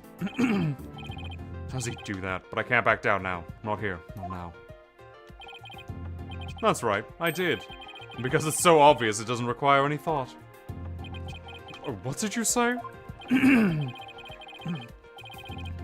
Okay, so maybe that was an exaggeration, but there has to be something. There was some other bladed weapon in the robotics lab that day. Maybe there's something in one of the crime scene photos. Wait a minute. There is something. There's a high probability that was in the lab. I don't have the particular weapon here in the evidence right now, but I do have a piece of evidence just like it. Other than the katana, this is the another bladed weapon that may have been at the crime scene. Take that! But that's a better weapon to play Terran's case. Yes, this is a knife that took Mr. Terran's life. But there must have been a knife just like this at the scene 7 years ago as well. Toolkits containing utility knives like this are only issued to Space Center employees. And the robotics lab especially, naturally, would have one of those around.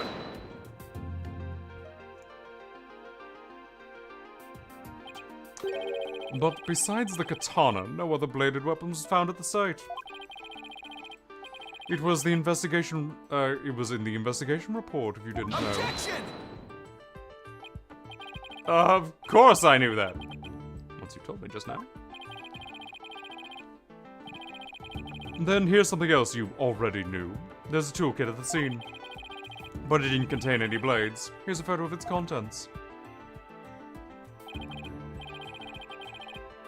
Oh, you're right. I don't see any kind of bladed tools. Fine. But isn't there something odd about the design of these handles? Therefore, there was no other bladed weapon in the room. Objection! I disagree. This toolkit contained a knife.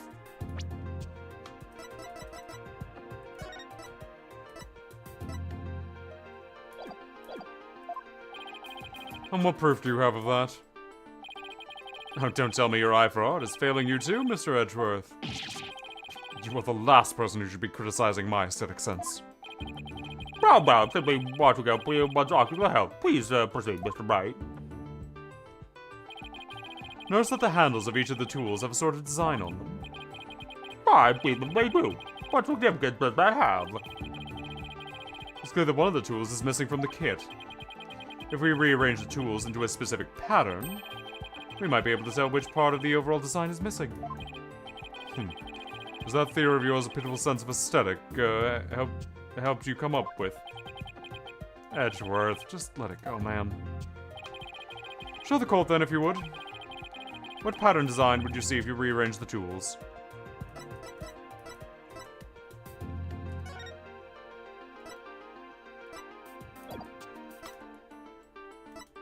The Galaxia logo?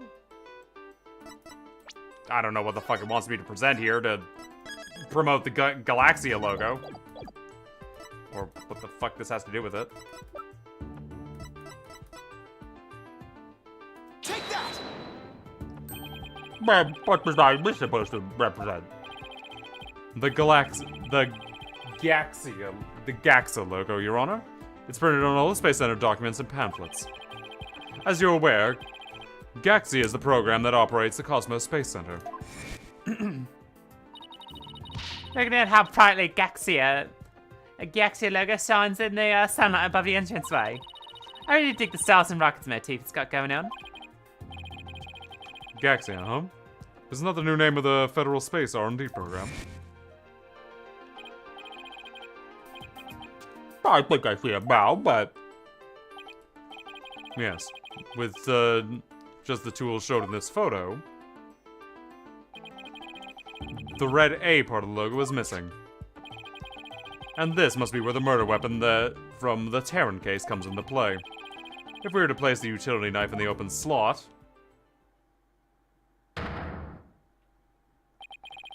it would complete the Gaxia logo. So good. But that means... Admit it, Mr. Edgeworth. My aesthetic sense is keener than yours. And while you're at it, admit the weapon that Miss Sykes used could have been this one.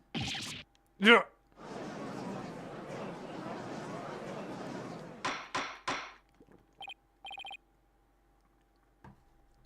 Barbara, baby call.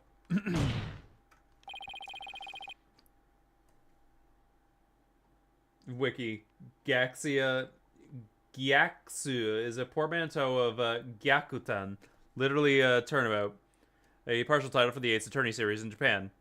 JAXA is Japanese aerospace exploration agency. JAXA, with both names creating an additional pun for the nickname of the series in Japan. Gyakusua, or Gyakutan Saiban, director Takashi Yamazaki suggested the name as a joke, but it was implemented for real. Cute. That is honestly very cute. Man, I wish they put that much effort into the rest of the fucking script. Anyway, I'll stop. Admittedly, did I skip one? Miss Sykes confessed to having memory of stabbing the victim. Admittedly, Miss Sykes most likely did stab someone using the utility knife. However, the weapon used to kill Dr. Sykes was the katana. Therefore, the act of stabbing Miss Sykes, that Miss Sykes remembers couldn't possibly be that of Dr. Sykes.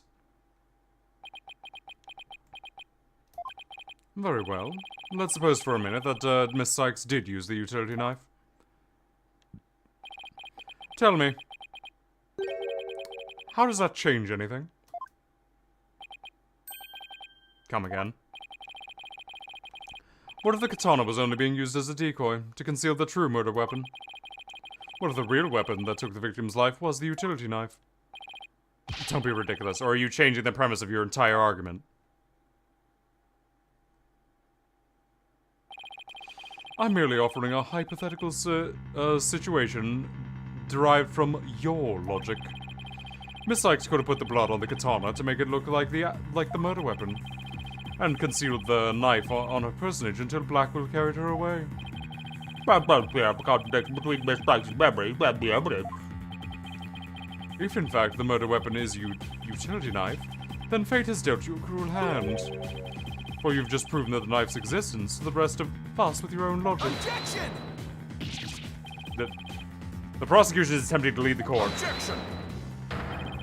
You're the one attempting to lead the court, Mr. Wright. By forcing us to forget the facts of this case, I need to remind you that there were only 2 people in the lab at the time of the murder. That the defendant herself recalls stabbing someone with her own hands. No. It matters not whether the murder weapon was a katana or the utility knife.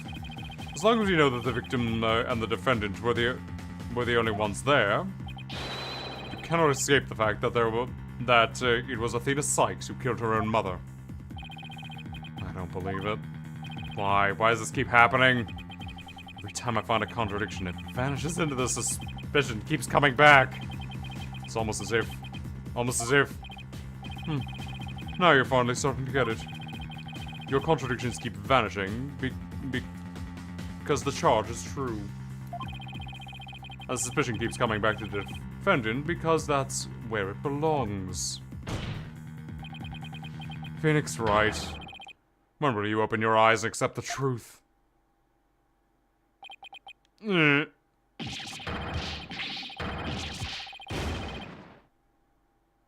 Cute. We should have had a full Phoenix breakdown there, though.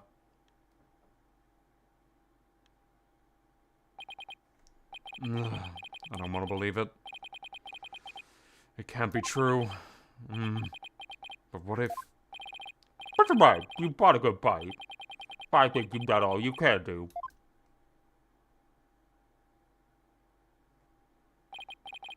Is giving up really the only option?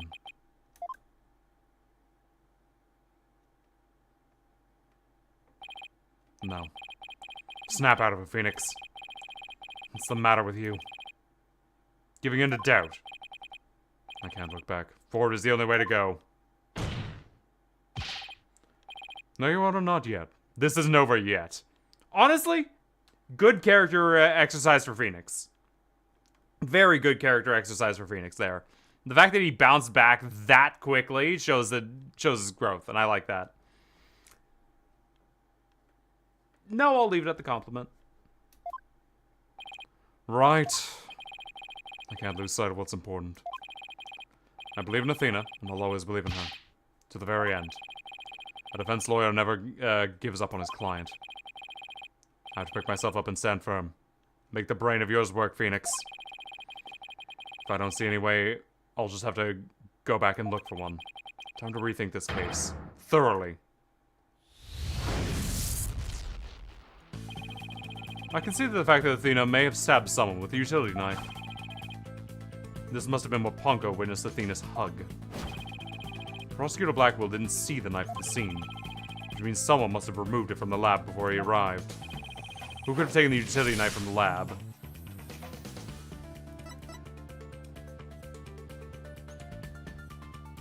Okay, I mean, if my theory is right that there's that this is a massive fucking spy bullshit, it had to be someone else.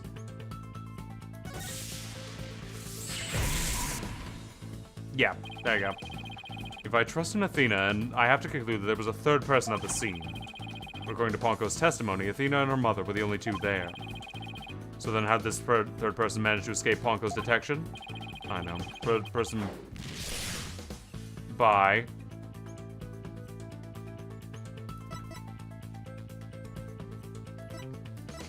by covering the victim's face, by covering their own face. But wait a minute, Ponko has a heartbeat detection system too. Even if they cover their own face, Ponko would still detect their presence. But she wouldn't have been able to tell who they were. Wait, that's it. The culprit would have covered their own face and posed as a different person to avoid detection. Meta Sykes?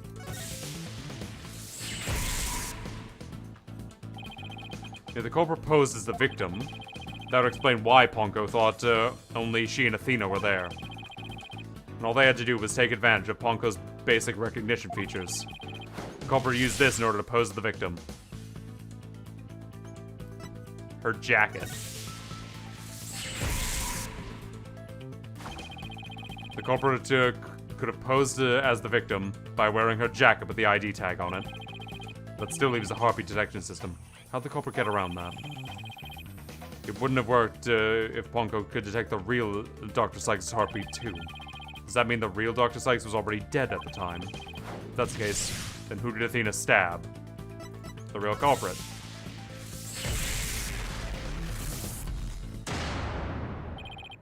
That's it. The person Athena stabbed wasn't Dr. Sykes. It was the person who murdered her and then pretended to be her. The real culprit.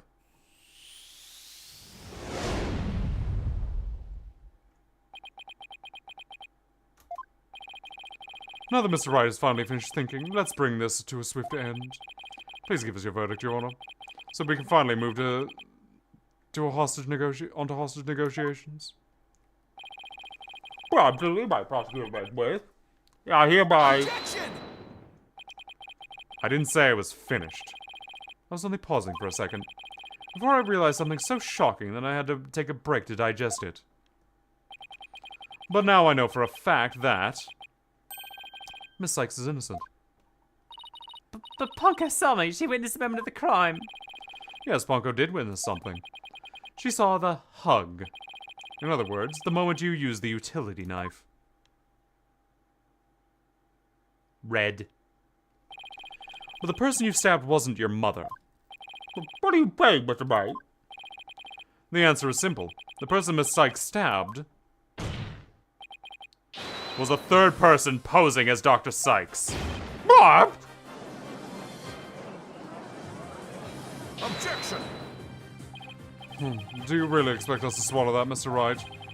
According to the robot's statements, there was no third person there. Do you really think I wouldn't see through your ludicrous grab for time? Objection! After all we've been through, Mr. Edgeworth, I'm disappointed.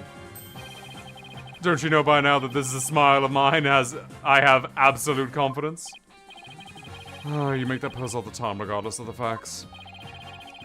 Ponko's strange malfunction. Mr. Taryn, you look pale. Shall I help you to the sick bay? Mr. Taryn? It's Apollo you're talking to. Oh, this hunk of junk is just mistaking Apollo for Clay. Maybe Apollo is possessed by Clay's ghost?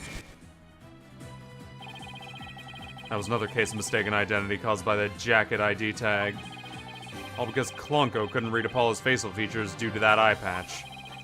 Like Mr. Edgeworth said, a mask would nullify the robot's facial recognition, and then all the person would have to do is wear the jacket with their victim's ID tag to pose as her. Objection!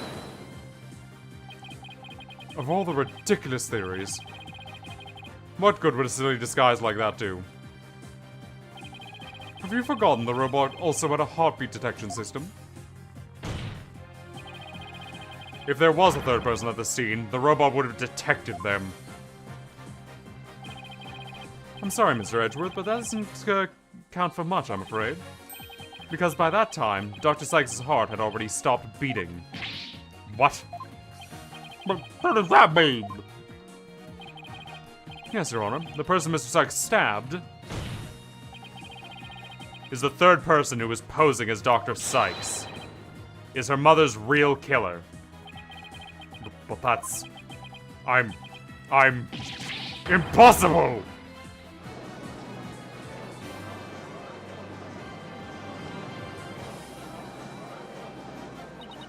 The mask.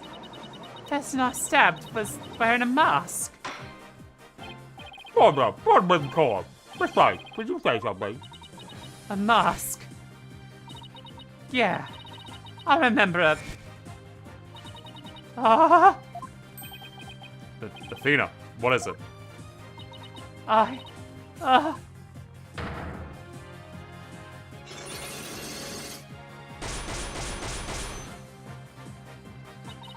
remember a man with a mask. How could he? What did he do to my mother? My head. Precisely, alright. No!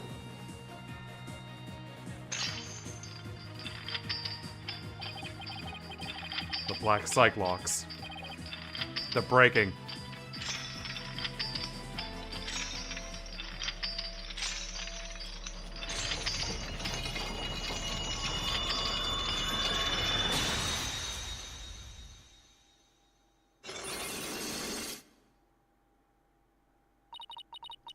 It's all coming back to me.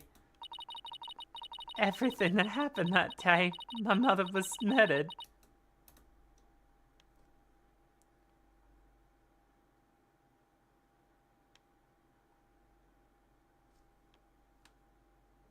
Yeah? They're gone. The black cyclocks are finally gone. You didn't really stab your mother, did you? It's alright, Athena. Just tell us what you saw that day. I was drawing a picture. When I was done, I went to show it to my mom. I opened the door, and then... Oh. It's alright. I'm right here. You're safe, Athena. She was on the floor, by the workbench, with the katana sticking out of her. There was a handkerchief over her face, but I knew it was her by her clothes. And there's a man there. Bam! Quiet, Your Honor. Go on, Athena. Just shut the fuck up, Your Honor! He tried to attack me. In a panic, I grabbed the knife of his hair and he dodged it first, so I only got his clothes. But I tried again. And this time you got him, didn't you? I did. I remember it clearly now. The knife went into the back of his hand. And then he kicked me and I passed out.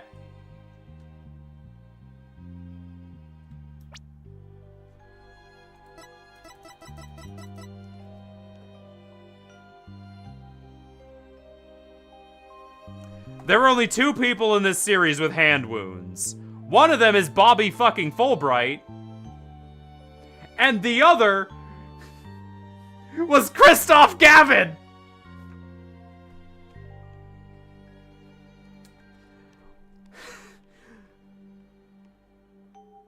Now, as funny as it would be for it to be Christoph fucking Gavin again, the fact that my I was joking about it being Bobby Fulbright. I was just having a giggle. But what do you mean Bobby Fulbright is the reason for the dark age of the law? Then he kicked me and I passed out. Detainee knife updated. Add to the court record. When I came to, my mum wasn't moving. I had to do something. I had to fix her. I thought... Vera saw Christoph's the devil well before Menace's murder. Oh yeah, but when we looked at Christoph's hand, we saw the devil and he had a scar on his fucking hand. It's like... Athena stabbed Christoph Gavin. I can't believe Christoph... No, fuck it. I don't care what the actual plot is. I can't believe Christoph Gavin was responsible for everything. I had to fix her, I thought. So I asked Ponko to move her to the operating table. Something's wrong with Mom. So I'm taking her apart to fix her.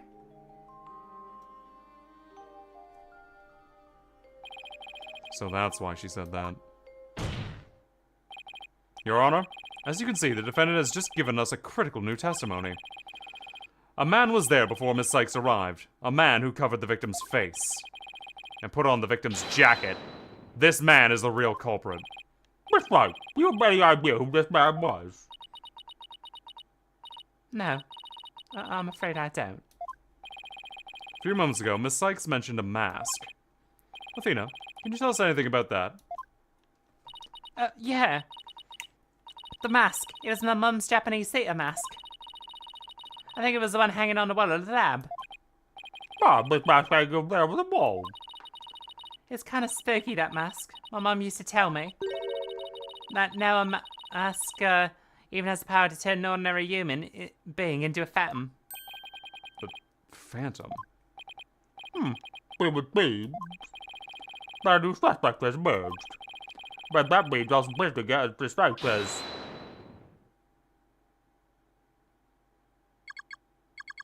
You see, this is precisely why I can't trust the court system.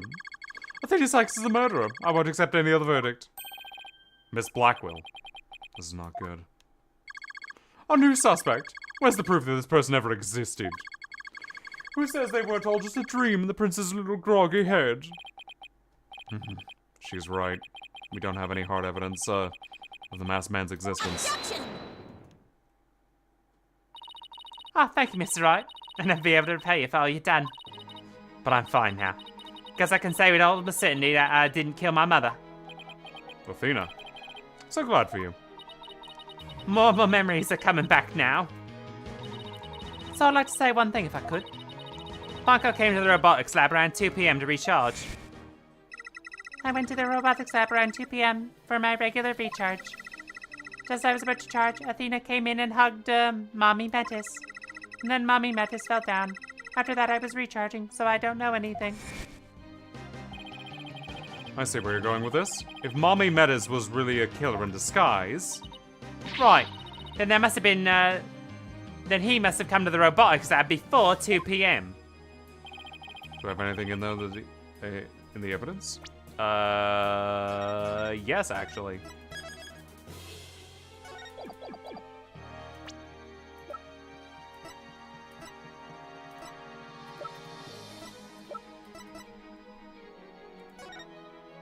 One and 3:30 p.m.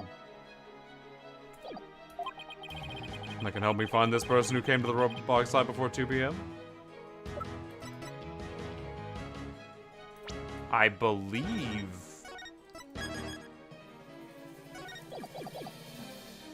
Take that! Yep, nope. Yeah, nope.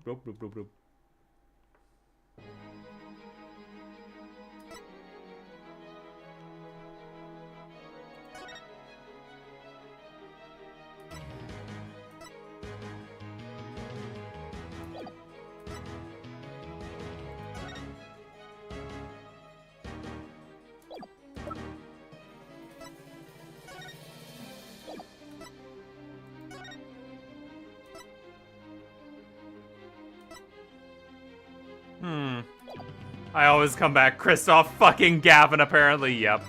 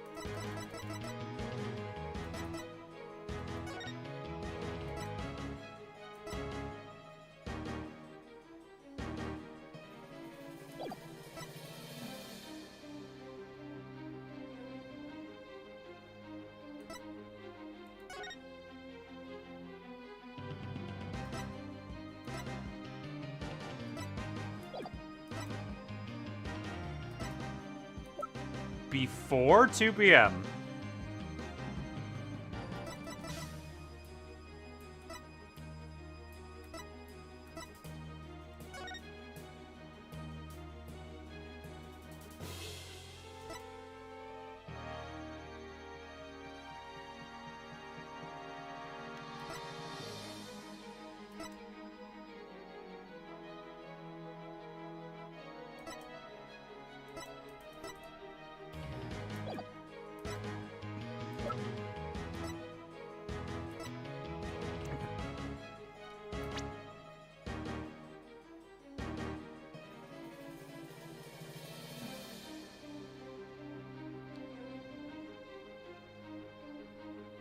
Came to the lab before 2 p.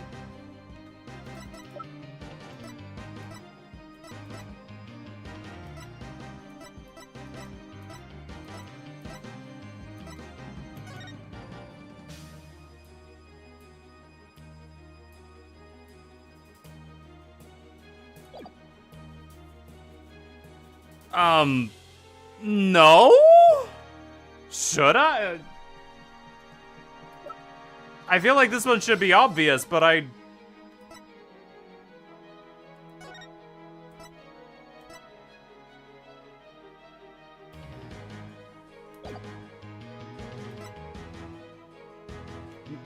Need a hint? Probably, yes.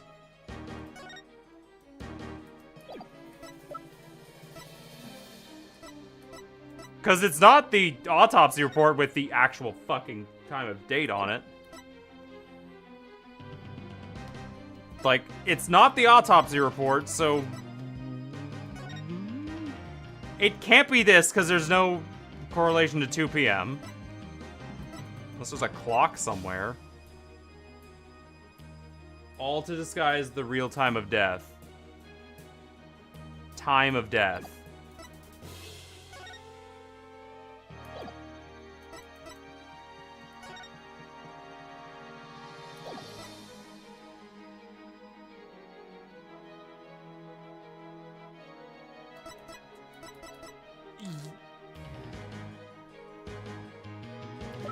I mean, yes, I understand that, but, like, there's nothing here that actively shows...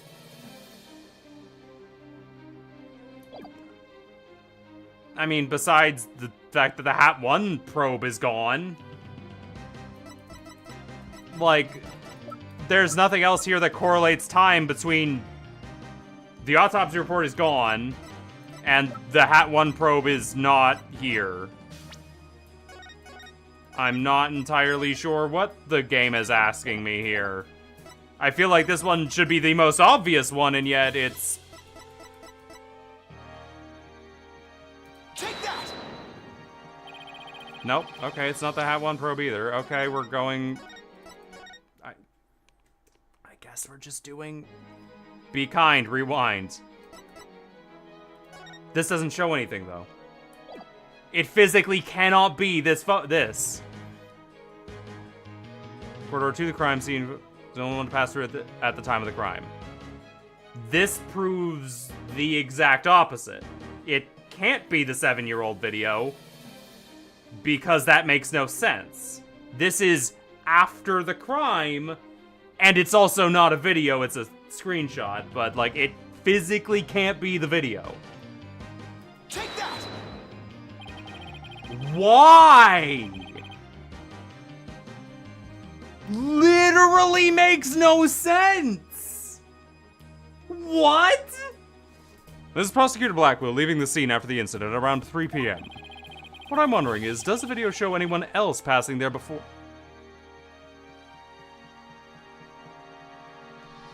No. I don't see anything in the investigation report. Looks like they didn't check.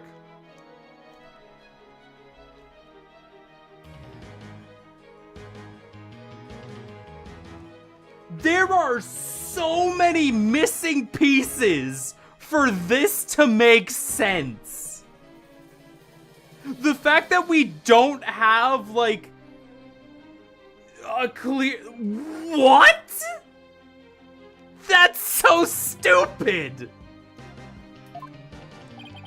Just as I thought. So if we rewind the footage and go back to around 2 p.m., we should be able to see the true culprit leaving the scene. Well, very well, then. Let's take a look.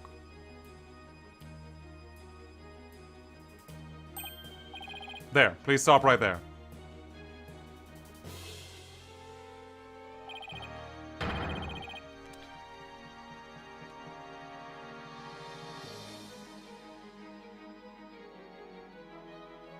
How was I supposed... But, like... Ah, yes, of course. The obvious solution to the puzzle was this hidden thing I kept off screen that I am showing you now. You couldn't have possibly guessed what this was because you didn't see it. Therefore, I am smart by This is Sherlock logic! This is the BBC's Sherlock logic! This isn't an interesting fucking thing to solve! Like... Also, what? Did he piss on his fucking hand? Anyway, So like you said, but it's about BBC, the crime. Miss Sykes, do you remember this person? That's him, I'm sure of it. He's wearing my mother's jacket. I did, but what I really wanted to see was their jacket. The jacket on display. That was Dr. Sykes? Can you see it? There's a slash I made with the utility knife that day. I'm sure that knife is just under that jacket somewhere. But so bad, everything was like said. Exactly. It proves that Miss Sykes' memory was correct. Dr. Sykes' killer arrived in the robotics lab before 2 p.m. He killed her and hit her face with a handkerchief. Then he disguised himself with Dr. Sykes' jacket and the mask that were there in the lab.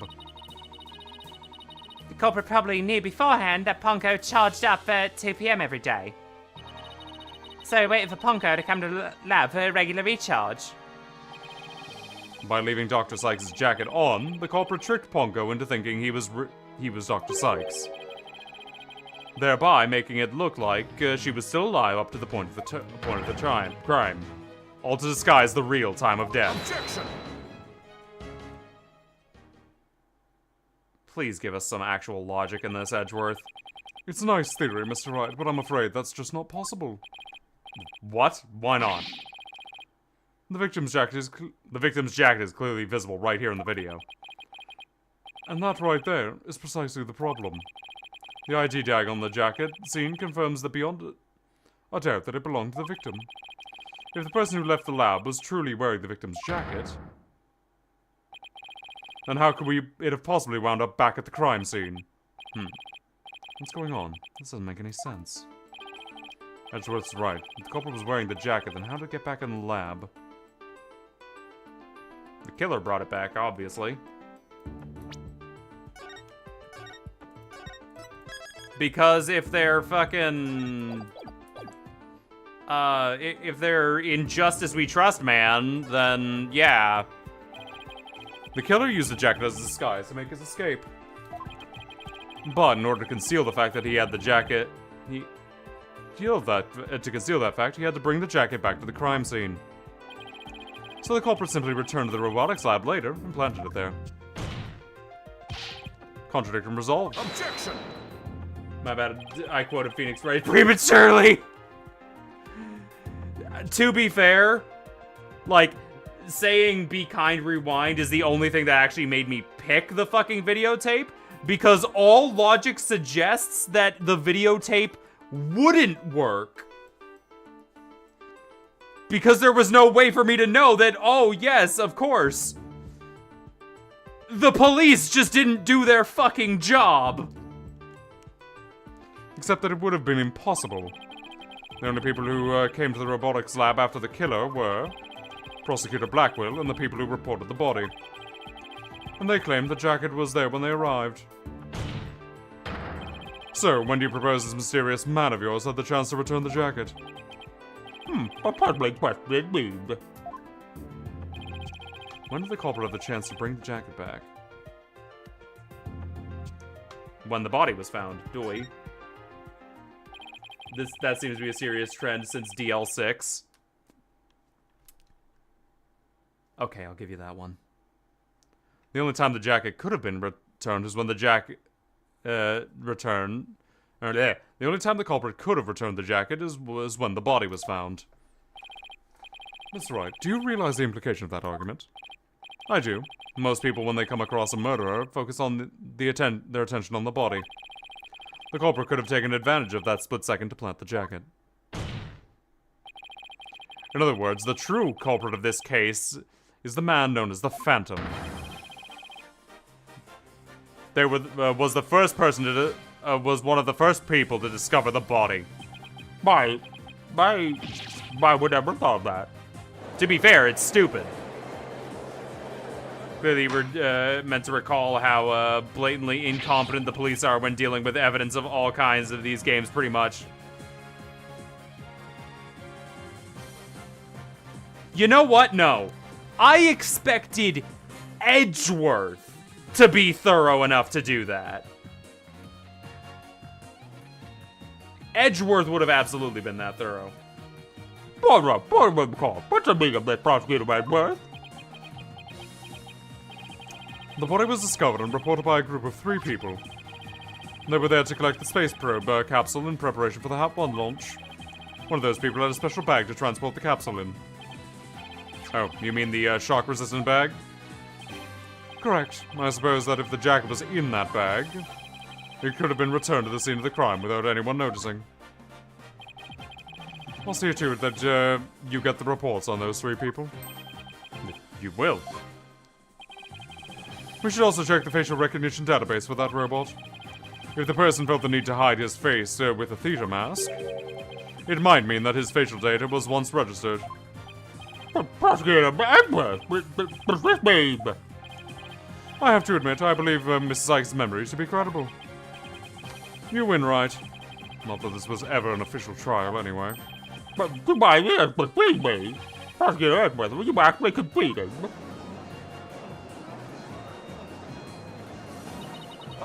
Is it true, boss? Does this mean I can't believe it. It's over. I've won. I've proven that both Athena and Prosecutor Blackwell are innocent. Your Honor, I see no need to further prolong this trial. Objection! Hold on, Mr. Wright. Have you forgotten who's in charge of this trial? Oh, that's right. I'm the one who's supposed to be, say I don't see no further need to prolong. Not you either, Your Honor. Now silence. The little princess who was truly beloved by Metis and who repaid the love with death. All these years hating Athena was the only thing that kept me going. What do I do now? Can anybody tell me? Am I supposed to go on?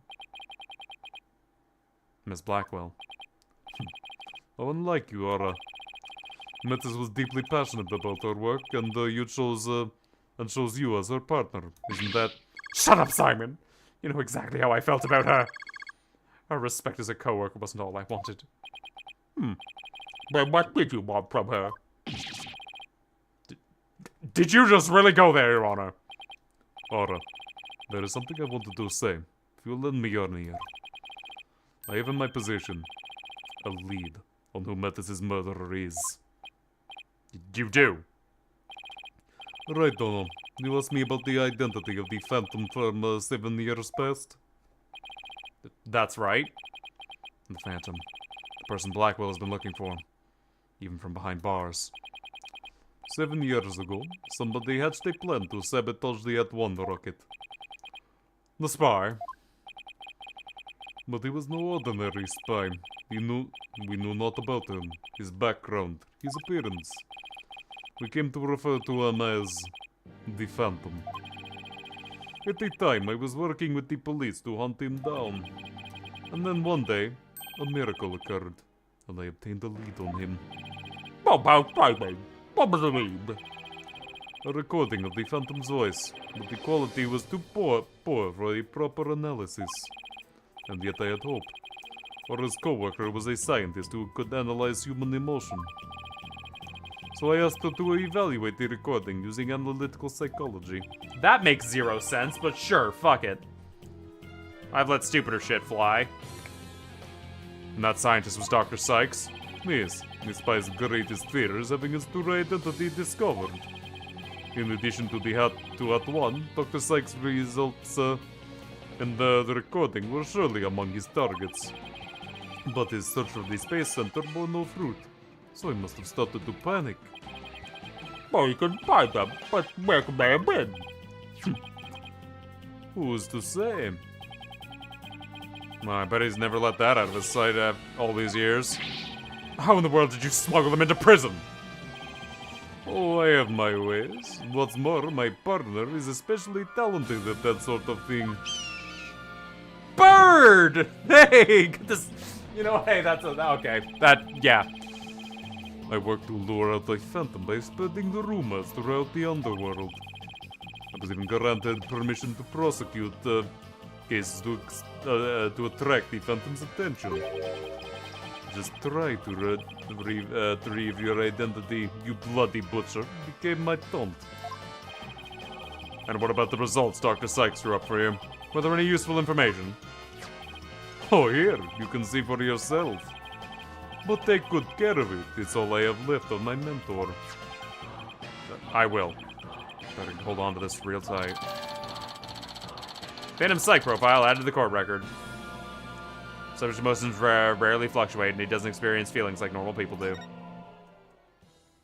Huh. Psychological profile. Classified. Emotional output of this voice is extremely weak compared to the typical voices. Subject deemed to have unique psychological makeup with almost no emotional fluctuations. No emotional fluctuations, huh?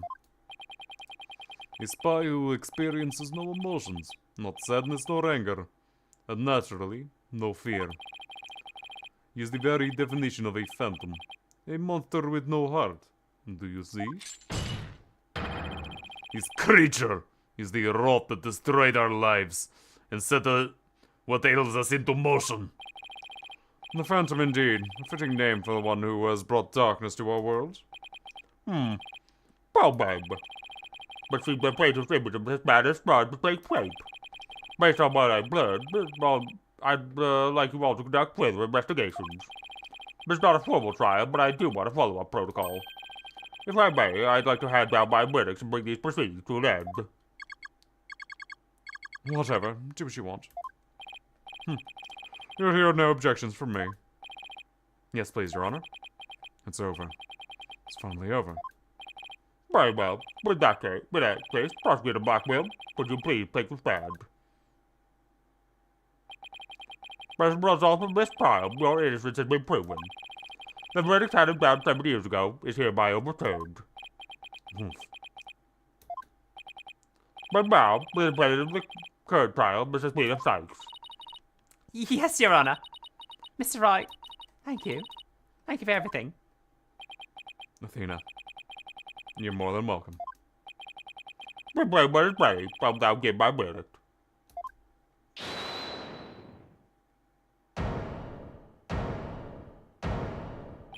But you. Hey, it's Apollo!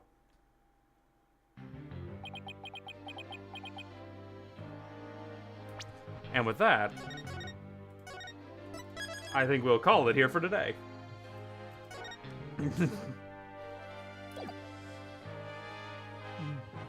Depending on who was showing up, I was like, well, we're either ending today or whatever, but, yes, so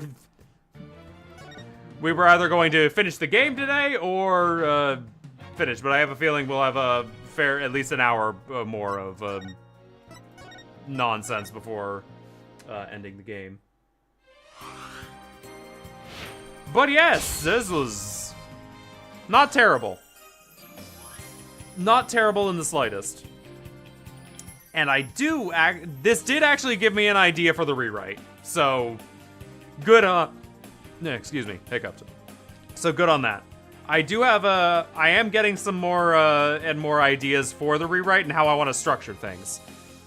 So, that's good. The biggest thing that that I really want to get out of this is how I would structure this sort of thing. There's some definite things that I want to do for Turnabout for tomorrow. The first thing I really want to do is actually see if I can write an intellectual back and forth between Phoenix and Edgeworth so that they actually are really uncovering the case in a back and forth manner, throwing theories at each other, dissuading their own, and actually being confident professionals about it. I feel like that would be really cool to see. But, yeah. Because there was one moment where it was just objection, objection, objection, objection, objection, objection, back and forth, and I think that would be really cool to do for a bit of a longer section instead of just one hold it. Because that's really cool. But until then, that is the stream.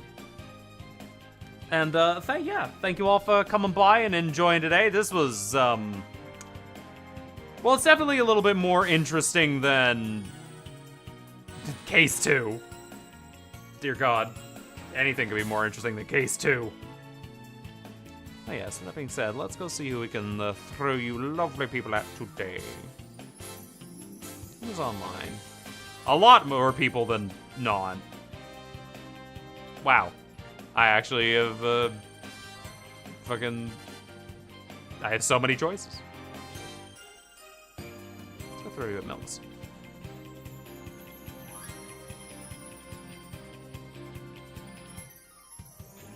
Anyway, everybody. Yes.